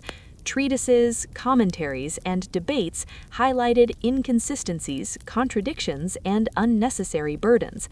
By analyzing precedents, outcomes, and social impact, these early observers articulated the principle that laws should be both effective and rational. Gradually, a discourse emerged in which the value of legal rules was assessed not only in terms of moral or religious authority, but also practical utility and coherence. The realization that not every rule made sense often proceeded unevenly. Certain domains, such as commerce or taxation, were more readily subject to rational evaluation. Inefficiencies and contradictions in trade regulation could affect wealth, livelihoods, and public order, prompting review and adjustment. In contrast, rules grounded in moral, ritual, or symbolic concerns proved more resistant to scrutiny, as they were intertwined with deeply held beliefs about divine favor, social hierarchy, or communal identity. Historical examples reveal striking moments of reassessment. Laws regulating dress, noise, commerce, and personal conduct were occasionally revised or repealed after decades of observation revealed their impracticality. Yet these revisions were rarely sweeping. Societies were cautious, balancing the desire for efficiency against the need to maintain authority, continuity, and social cohesion. Change was incremental, often prompted by crises, petitions, or the repeated demonstration of rule-breaking. Resistance to change was also a feature of enforcement culture. Magistrates, local officials, and guild leaders relied on established rules to structure authority. Repealing or modifying laws risked undermining their perceived legitimacy, disrupting administrative routines, and generating uncertainty. The slow pace of legal rationalization reflects a tension between tradition and practicality, between authority and common sense. At a societal level, ordinary citizens participated indirectly in this process by negotiating, circumventing, or quietly ignoring cumbersome regulations. They demonstrated the limits of legal reach. Compliance, adaptation, and subtle resistance created empirical evidence that certain rules were excessive or illogical. Lawmakers could no longer ignore these patterns. The lived experience of law became a source of knowledge, gradually shaping formal reconsideration. This slow realization was often framed in terms of proportionality and relevance. Citizens, scholars, and officials began to ask, does this law achieve its intended purpose? Does it promote order, morality, or economic efficiency? Is the cost of enforcement justified by its social benefit? These questions, now common in legal reasoning, emerged gradually through practice, observation, and reflection, and laid the groundwork for more rational, equitable, and flexible legal frameworks in subsequent centuries. Yet the persistence of some obsolete laws illustrates the inertia of tradition. Even when laws were clearly illogical or impractical, their continued enforcement served symbolic purposes. They signaled continuity, reinforced hierarchy, or maintained collective memory. The process of rationalization, therefore, was selective, pragmatic, and partial, revealing a complex negotiation between authority, reason, and custom. The slow realization that not every rule made sense also reveals broader human tendencies. Societies often prioritize continuity over immediate efficiency, fearing that abrupt change could destabilize order or challenge legitimacy. Observation, evidence, and adaptation eventually produce reconsideration, but only after patterns of inefficiency, contradiction, or public burden become undeniable. This process of learning, though gradual, reflects an emerging awareness that law is a human institution subject to revision, interpretation, and improvement. Furthermore, this gradual realization contributed to the evolution of legal philosophy. The study of jurisprudence, emerging in medieval and early modern periods, emphasized reason, proportionality, and context. Scholars debated the purpose, scope, and application of law, advocating for reforms that aligned regulation with societal needs. The realization that not every rule made sense became a guiding principle in evaluating both old and new statutes. Yet the persistence of some obsolete laws illustrates the inertia of tradition, even when laws were Ultimately, the slow reassessment of laws reveals a society negotiating the tension between authority and practicality. Laws, while initially conceived as absolute and necessary, were subject to scrutiny, debate, and adjustment. Ordinary acts, once criminalized or strictly regulated, were gradually reinterpreted or exempted as authorities recognized the limits of legal control. The process was uneven, contested, and gradual, reflecting both the weight of tradition and the human capacity for rational reflection. This recognition also had practical implications. Redundant regulations were repealed, enforcement priorities shifted, and civic resources could be redirected to more pressing concerns. Citizens experienced greater flexibility, discretion, and agency in daily life. Law, while retaining its authority, became a more negotiable framework rather than an inflexible system. Ordinary behavior, previously constrained by arbitrary rules, gained room for interpretation, initiative, and adaptation. Yet the process was far from complete. Many archaic or illogical rules persisted, often unnoticed, until social, economic, or political changes necessitated reevaluation. The slow realization that not every rule made sense highlights both the resilience of authority and the incremental nature of reform. Societies balanced continuity and innovation, tradition and practicality, authority and common sense. In conclusion, the slow recognition that not every rule made sense illustrates the complex evolution of legal systems. Law was not static. It was shaped by observation, experience, negotiation, and reflection. Rules once unquestioned could be reconsidered, adapted, or repealed, revealing a society capable of learning, adjusting, and recalibrating its understanding of justice, order, and propriety. This process laid the groundwork for more rational, equitable, and flexible legal frameworks in subsequent centuries. As we move forward, the next chapter examines how ridiculous laws sometimes survived long after their original purpose had disappeared, highlighting the persistence of tradition, the inertia of legal authority, and the enduring human fascination with ritualized control. How ridiculous laws survived long after their purpose died. History is filled with laws that outlived the circumstances for which they were created.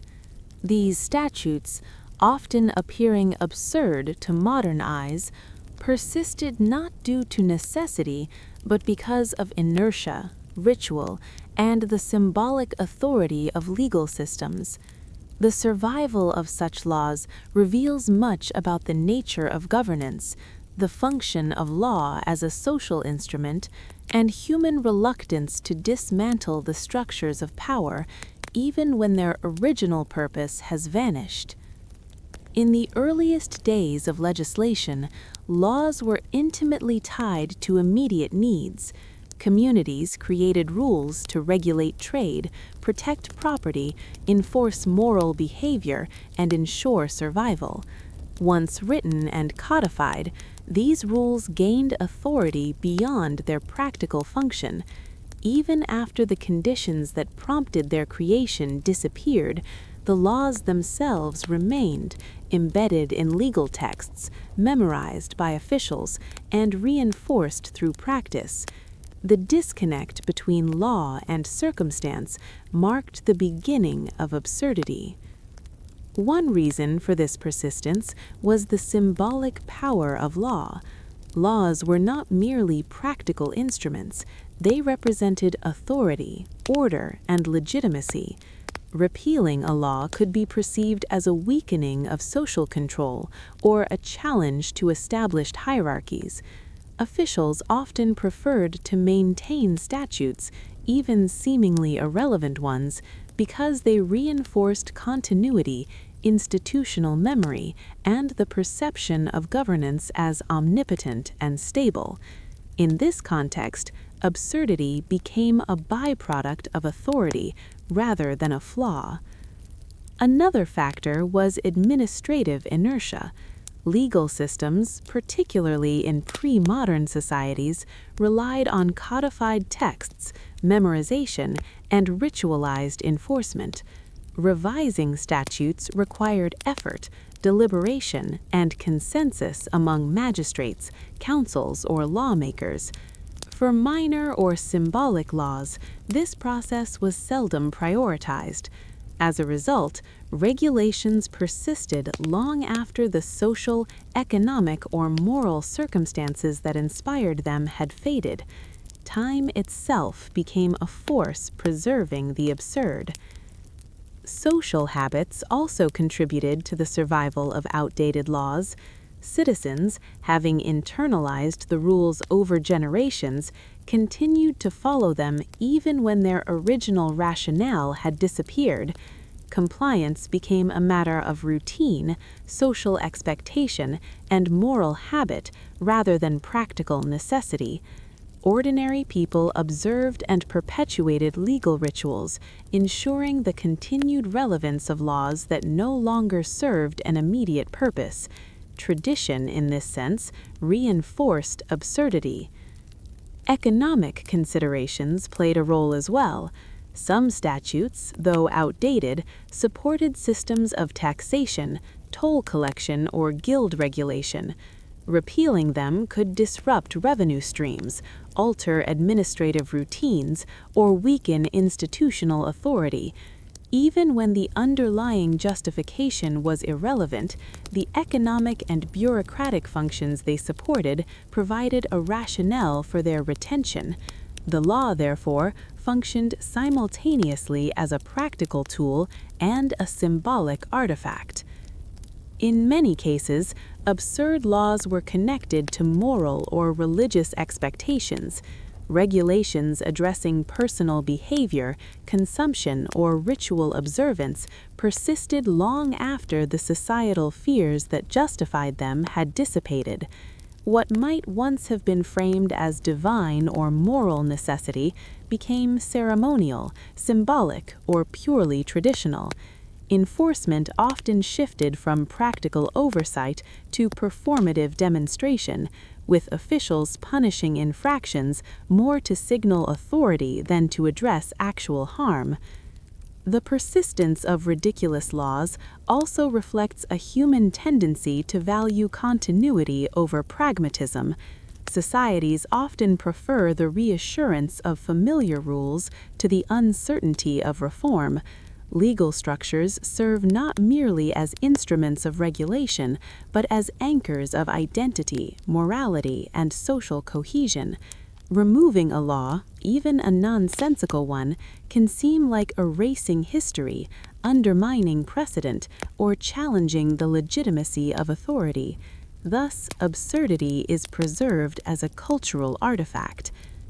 Historical examples abound.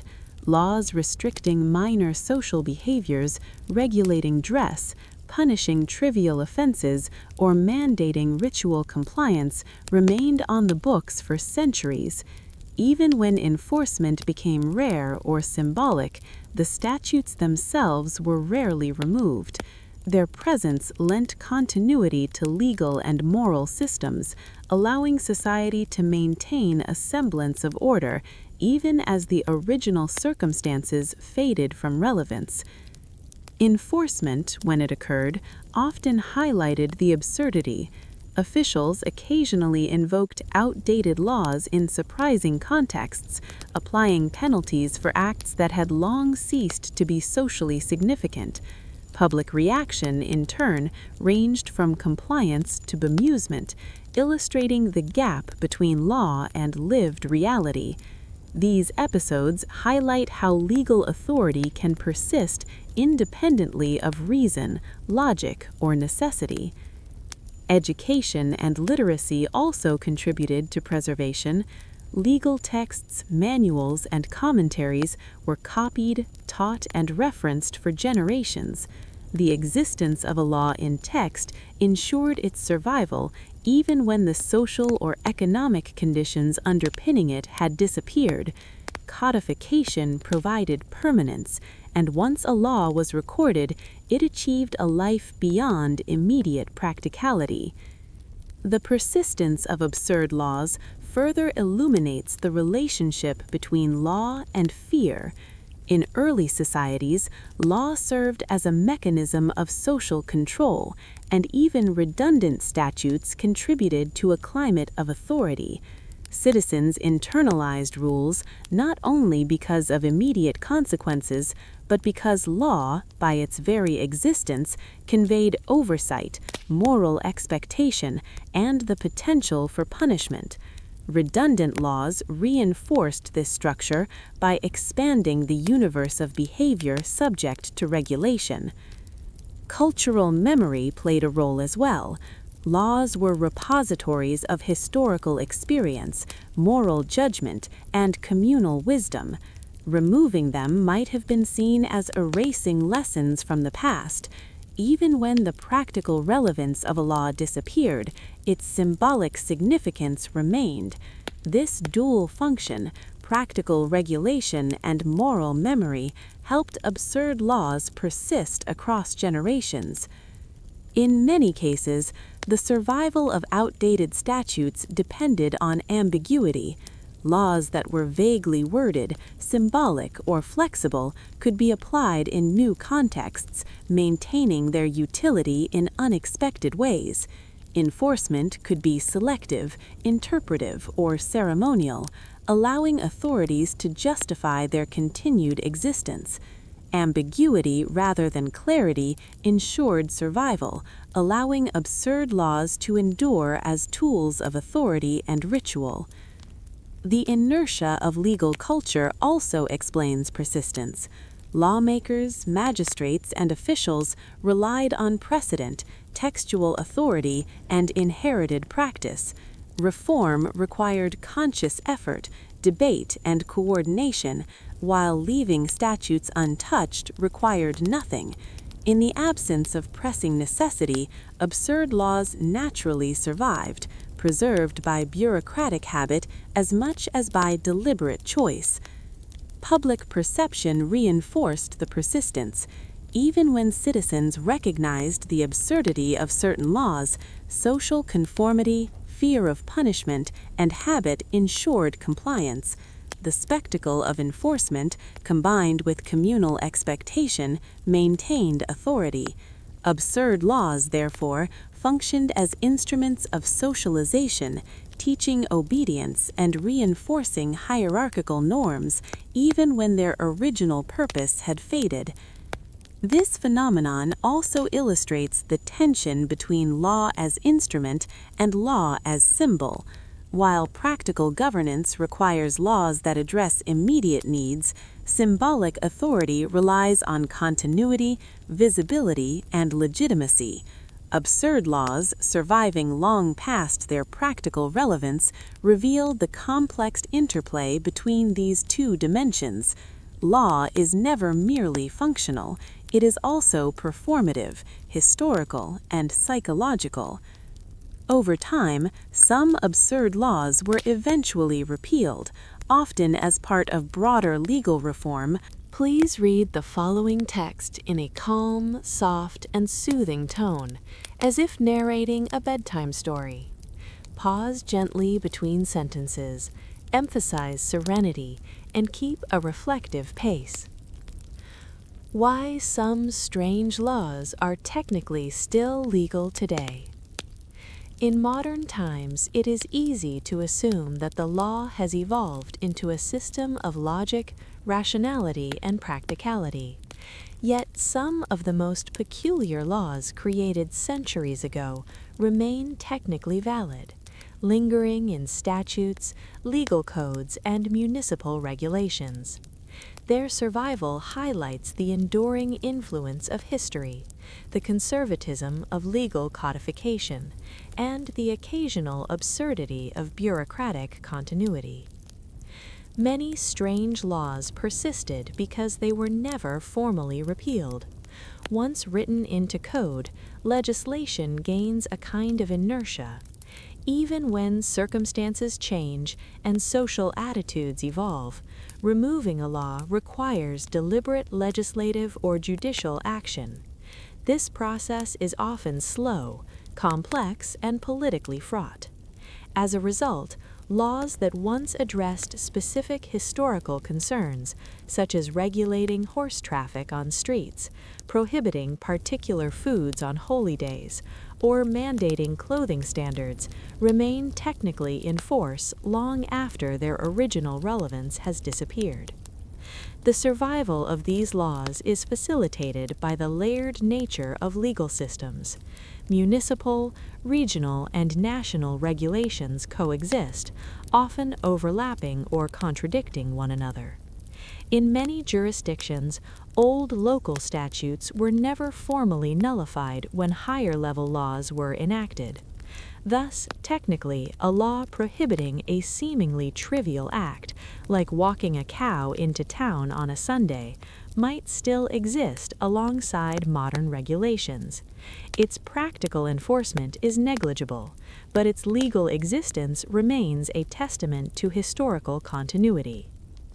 Another reason for the persistence of strange laws is that the cost of repeal is often deemed higher than the cost of ignoring them.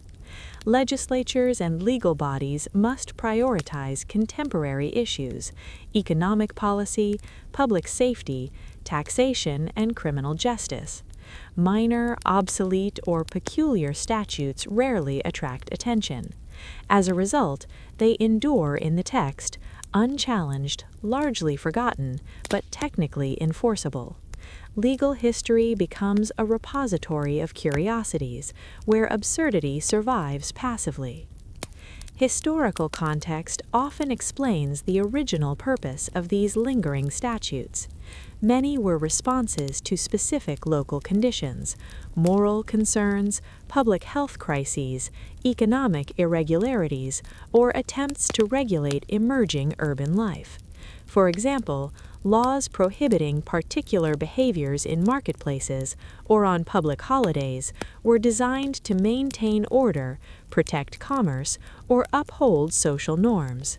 When those conditions disappeared, the laws themselves were frequently overlooked, creating a gap between text and practice that persists into the present day. The technical survival of these laws also demonstrates the conservatism inherent in legal systems. Law is inherently backward-looking, relying on precedent and codification to maintain consistency and legitimacy. Repeal or modification requires explicit recognition, procedural formality, and authority.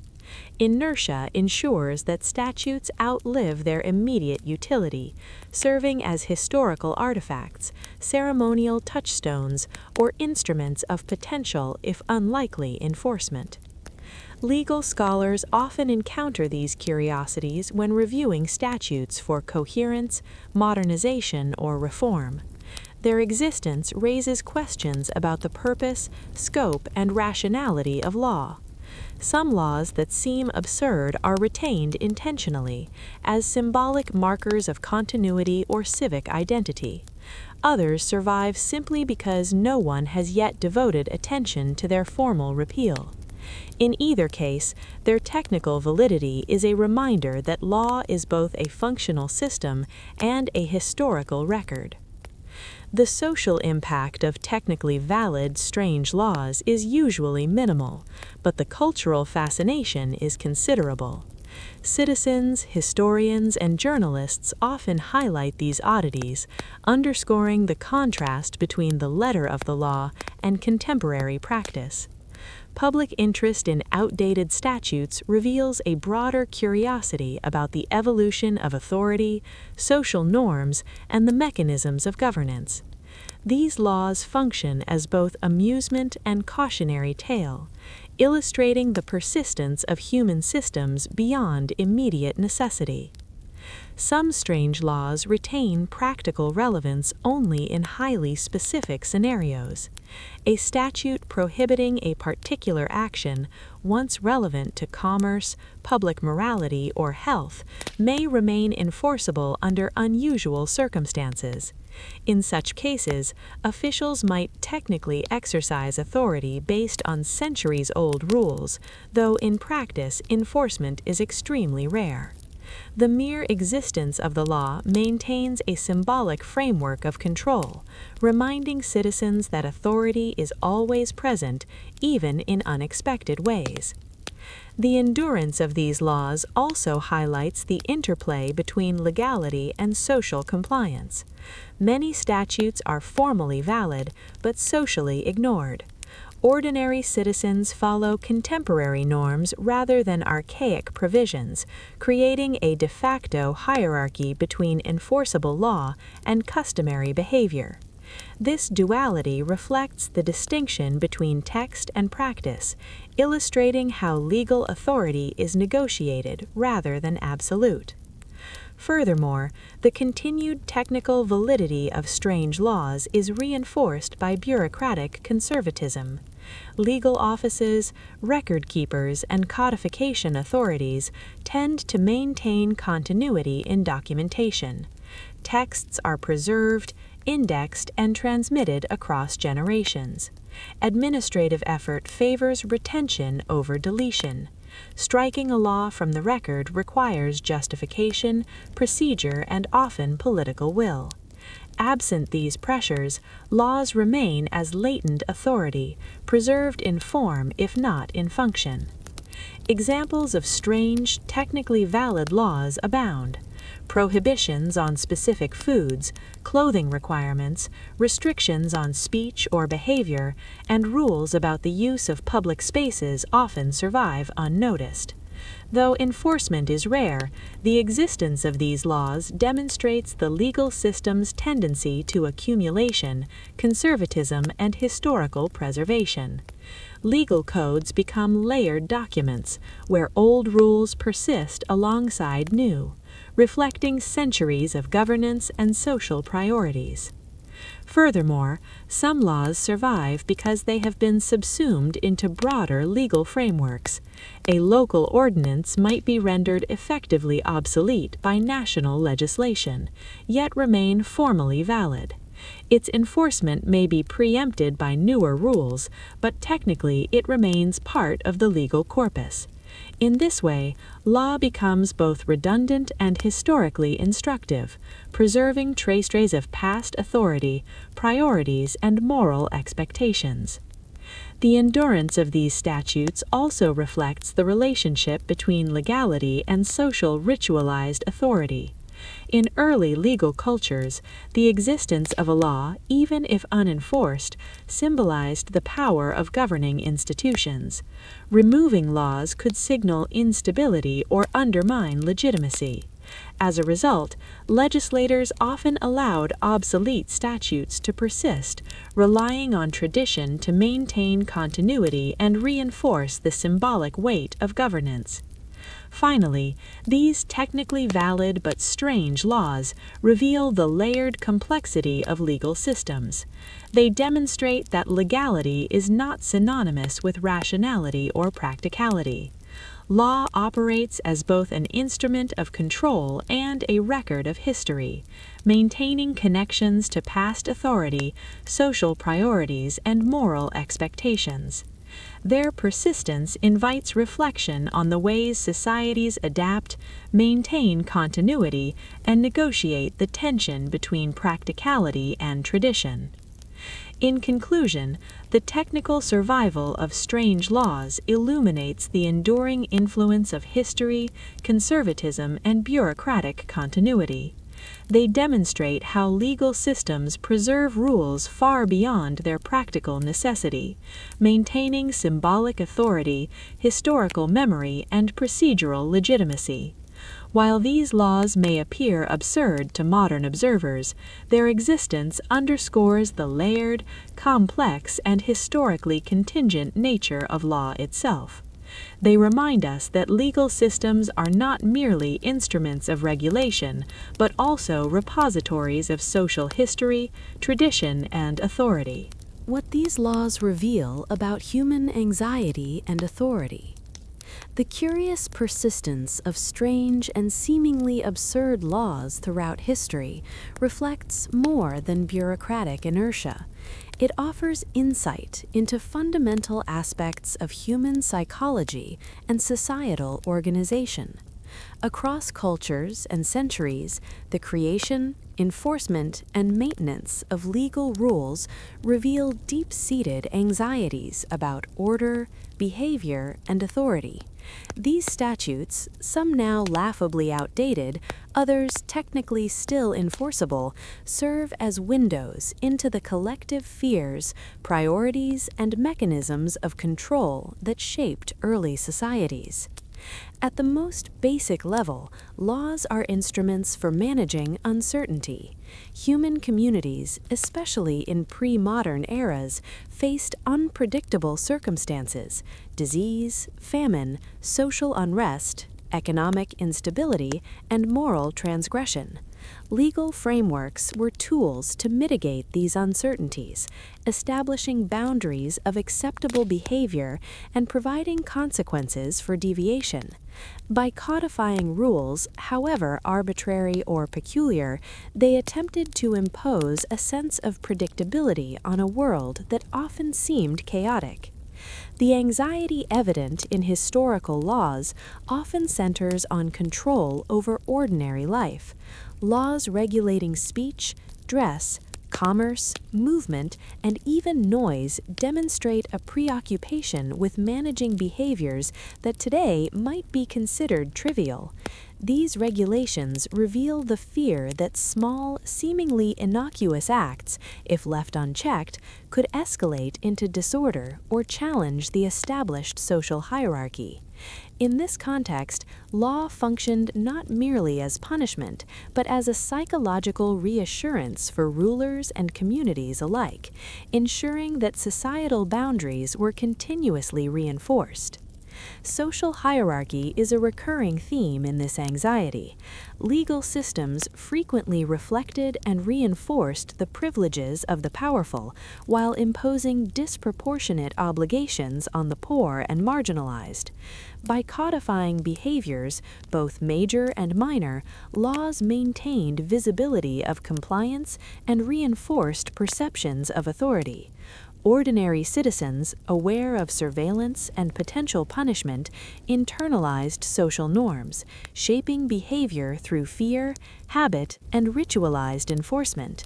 The persistence of strange or obsolete statutes underscores this dynamic. Authority is preserved not only through enforcement, but through the symbolic weight of law itself. Religious and moral concerns also informed these anxieties. Many historical laws were framed as protecting spiritual order or communal virtue, addressing conduct that might invoke divine disfavor or social shame.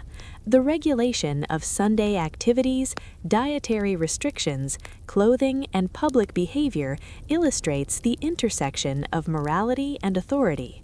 Laws codified communal anxieties, providing tangible mechanisms for translating abstract fears of sin, disorder, or divine retribution into enforceable action. Redundant or absurd statutes often persisted because they offered psychological reassurance. Even when the original context had vanished, maintaining legal rules signaled that society remained orderly, that behavior was monitored, and that deviation carried consequences. This symbolic authority provided comfort both to rulers and to ordinary citizens, creating a sense of structure and predictability even in rapidly changing environments. The law thus served as a stabilizing force, demonstrating power through continuity as much as through action. Another dimension revealed by these laws is the negotiation of freedom and control. Strange or outdated statutes often illustrate the limits of personal liberty within historical contexts.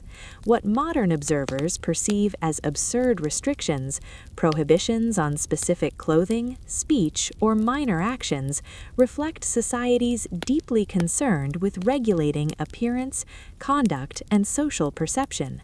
Anxiety about disorder, social friction, or moral decay prompted the creation of rules that meticulously delineated acceptable behavior, reinforcing the authority of institutions and communal norms. The persistence of such statutes also demonstrates the human reliance on precedent. Once a law is written, it becomes part of the collective memory, maintained by tradition, record-keeping, and enforcement culture. Even when its practical purpose fades, the law retains authority by virtue of its historical legitimacy. This process highlights how human anxiety about uncertainty, disorder, and social cohesion can translate into enduring structures, embedding fear and control into the very fabric of governance. Moreover, these laws reveal a cultural tendency to conflate legality with morality. Minor acts, such as producing noise, selling goods on prohibited days, or wearing unconventional clothing, were sometimes criminalized not because of immediate harm, but because they symbolically violated social expectations or moral norms. The link between anxiety and authority is evident here. Laws codified collective apprehensions, using legal instruments to channel social control, mitigate risk, and maintain symbolic hierarchies. The enforcement of these laws further underscores the interplay between fear and compliance. Citizens observed that authority could punish minor deviations from established norms, reinforcing a psychological landscape in which order was internalized. Even when enforcement was rare or selective, the mere existence of statutes shaped behavior. Compliance became habitual, motivated less by immediate consequences than by the anticipation of authority, demonstrating the subtle ways in which anxiety is institutionalized and normalized through law. Historical cases illustrate the variety of anxieties embedded in law. Laws targeting food, drink, or leisure activities often reflected fears of excess, disorder, or social imbalance. Prohibitions regulating public spaces, movement, and noise indicate concern with communal harmony and predictability. Restrictions based on social rank, occupation, or wealth highlight the anxiety associated with maintaining hierarchical structures. Collectively, these statutes reveal a society continuously negotiating between freedom, risk, and control. Even seemingly absurd regulations can be understood in this context. Laws that appear illogical today were at the time responses to specific societal concerns, concerns about order, morality, or stability. For example, a law mandating certain attire in public or restricting particular amusements might appear trivial, but it reflects anxiety about social cohesion, visibility of status, and the enforcement of communal norms. These laws encode collective worry about unpredictability and transgression into enforceable rules, demonstrating the intricate relationship between human fear and institutional authority. The endurance of strange laws into modern times underscores the persistence of historical anxiety. Legal systems, codified and transmitted across generations, retain traces of past fears and priorities. Laws that once sought to control behavior, prevent disorder, or maintain hierarchy continue to exist as technical artifacts, revealing a culture of caution, control, and symbolic authority. Their survival illustrates how human concerns, codified in law, can transcend their immediate context, leaving a long-lasting imprint on governance and social perception. Importantly, these laws also reveal the performative nature of authority. Enforcement, ceremonial adherence, and the visibility of compliance all contributed to reinforcing social hierarchies and communal expectations. Even when practical application diminished, the symbolic presence of law maintained a sense of control, illustrating how human anxiety about disorder can be perpetuated through institutional continuity rather than immediate action. In sum, the strange, enduring, and sometimes absurd laws of history provide a lens through which to examine human anxiety and authority. They reveal societies preoccupied with order, morality, visibility, and hierarchy, seeking to manage uncertainty through codified rules. The persistence of these statutes demonstrates how fear, tradition, and the symbolic weight of authority shape legal systems, influencing behavior, reinforcing hierarchy, and embedding social norms across generations. As we approach the final chapter of this exploration, we will reflect on how these historical laws, absurd, enduring, and instructive, invite both laughter and contemplation, reminding us of the delicate balance between obedience, Laughing now, obeying then, a quiet reflection on power and control. History often leaves behind a peculiar mix of amusement and insight, particularly when we consider the laws that governed everyday life centuries ago. Many of these statutes now strike us as absurd, almost comical, rules dictating the precise angle at which a hat could be worn, prohibitions against walking cows through town on Sundays, or penalties for producing too much noise during prescribed hours. Today, such laws inspire laughter, a bemused shaking of the head, or even incredulity. Yet, behind the humor lies a profound reflection on the interplay between human behavior, societal fear, and the exercise of authority. The laughter of modern observers masks a historical reality. Compliance with these laws was rarely optional. Ordinary citizens, regardless of age, occupation, or social rank, navigated a landscape of rigid rules, many of which seemed arbitrary, trivial, or excessively detailed. To transgress, even inadvertently, was to risk punishment, public shaming, or social censure. People obeyed not because they found the statutes inherently reasonable, but because the consequences of defiance were tangible, immediate, and enforced by both legal officials and social expectation. The exercise of authority through law was therefore a powerful mechanism for controlling behavior. Whether through codified statutes, guild regulations, or municipal ordinances, rulers and administrators shaped daily life with precision. Laws addressed not only major offenses, but the minutiae of conduct, extending their reach into public spaces, homes, marketplaces, and even private leisure. By regulating these small, ordinary acts, authorities reinforced hierarchy, visibility, and order, ensuring that the populace remained within prescribed boundaries. In this sense, the absurdity of some laws is inseparable from their function. They were instruments of control. Yet the contrast between past obedience and present amusement reveals an essential lesson about perspective. What once seemed necessary or rational, whether to prevent disorder, enforce morality, or maintain economic and social hierarchies, now appears strange because the original fears and pressures have dissipated. Social anxiety, religious concern, economic necessity, and moral oversight were far more immediate, tangible, and pressing in historical societies than they are today. The distance of time allows us to laugh, but it also invites reflection on the pressures under which past populations operated. This reflection highlights the human capacity for both adaptation and compliance.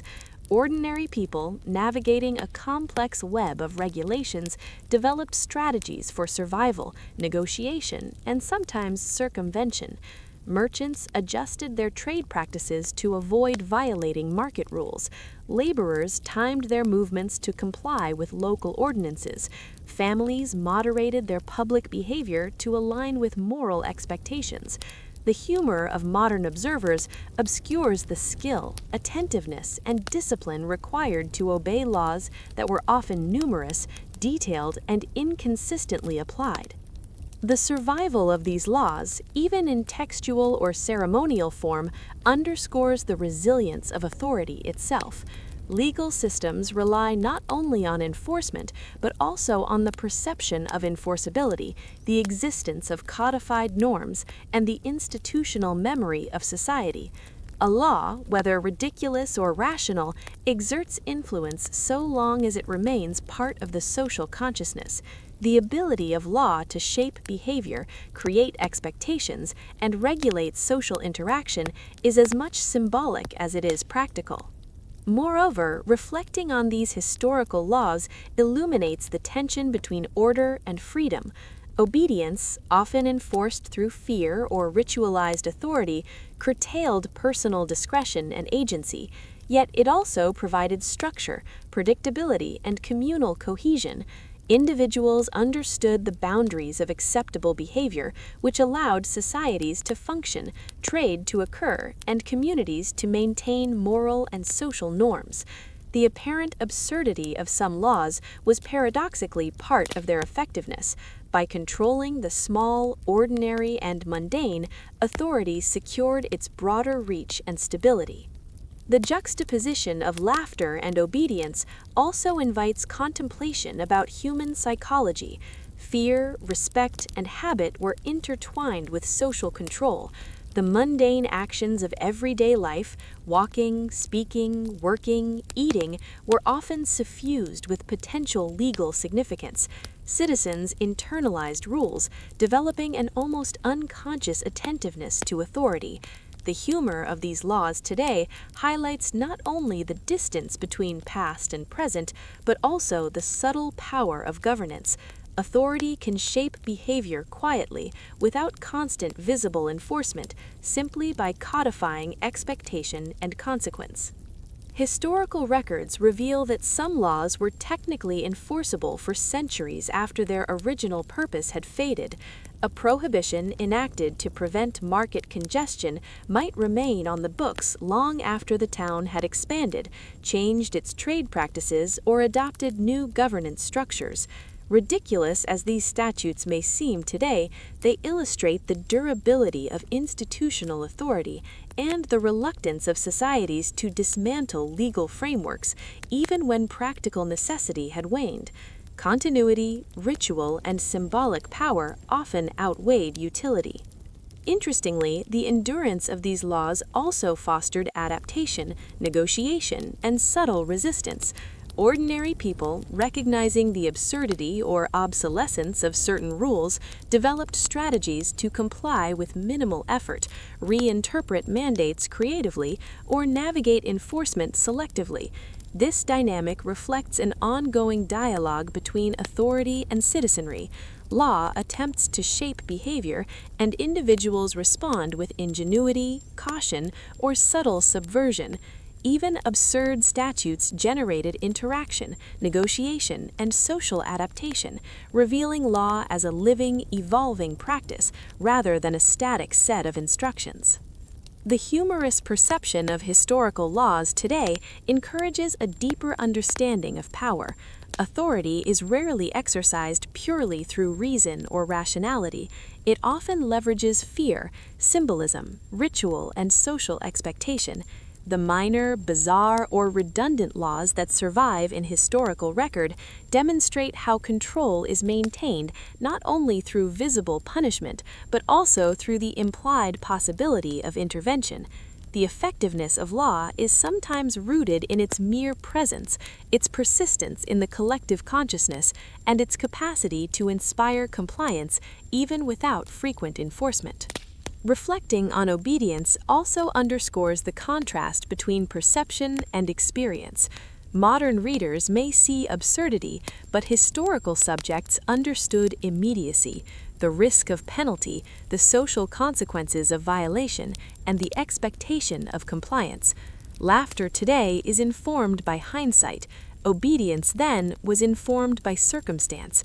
The distance of time allows amusement, but it should also evoke respect for the attentiveness, discipline, and care required to navigate complex legal environments.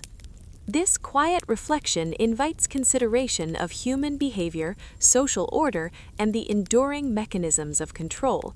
Laws, however comical they appear now, were serious instruments of authority, shaping daily life, social interaction, and personal conduct. They reveal the anxieties of societies, the priorities of rulers, and the persistent human concern with order, predictability, and moral behavior. Authority, codified in statute and reinforced by habit, ensured stability, even in the face of seemingly trivial or absurd regulation. Ultimately, the humor of historical laws coexists with insight.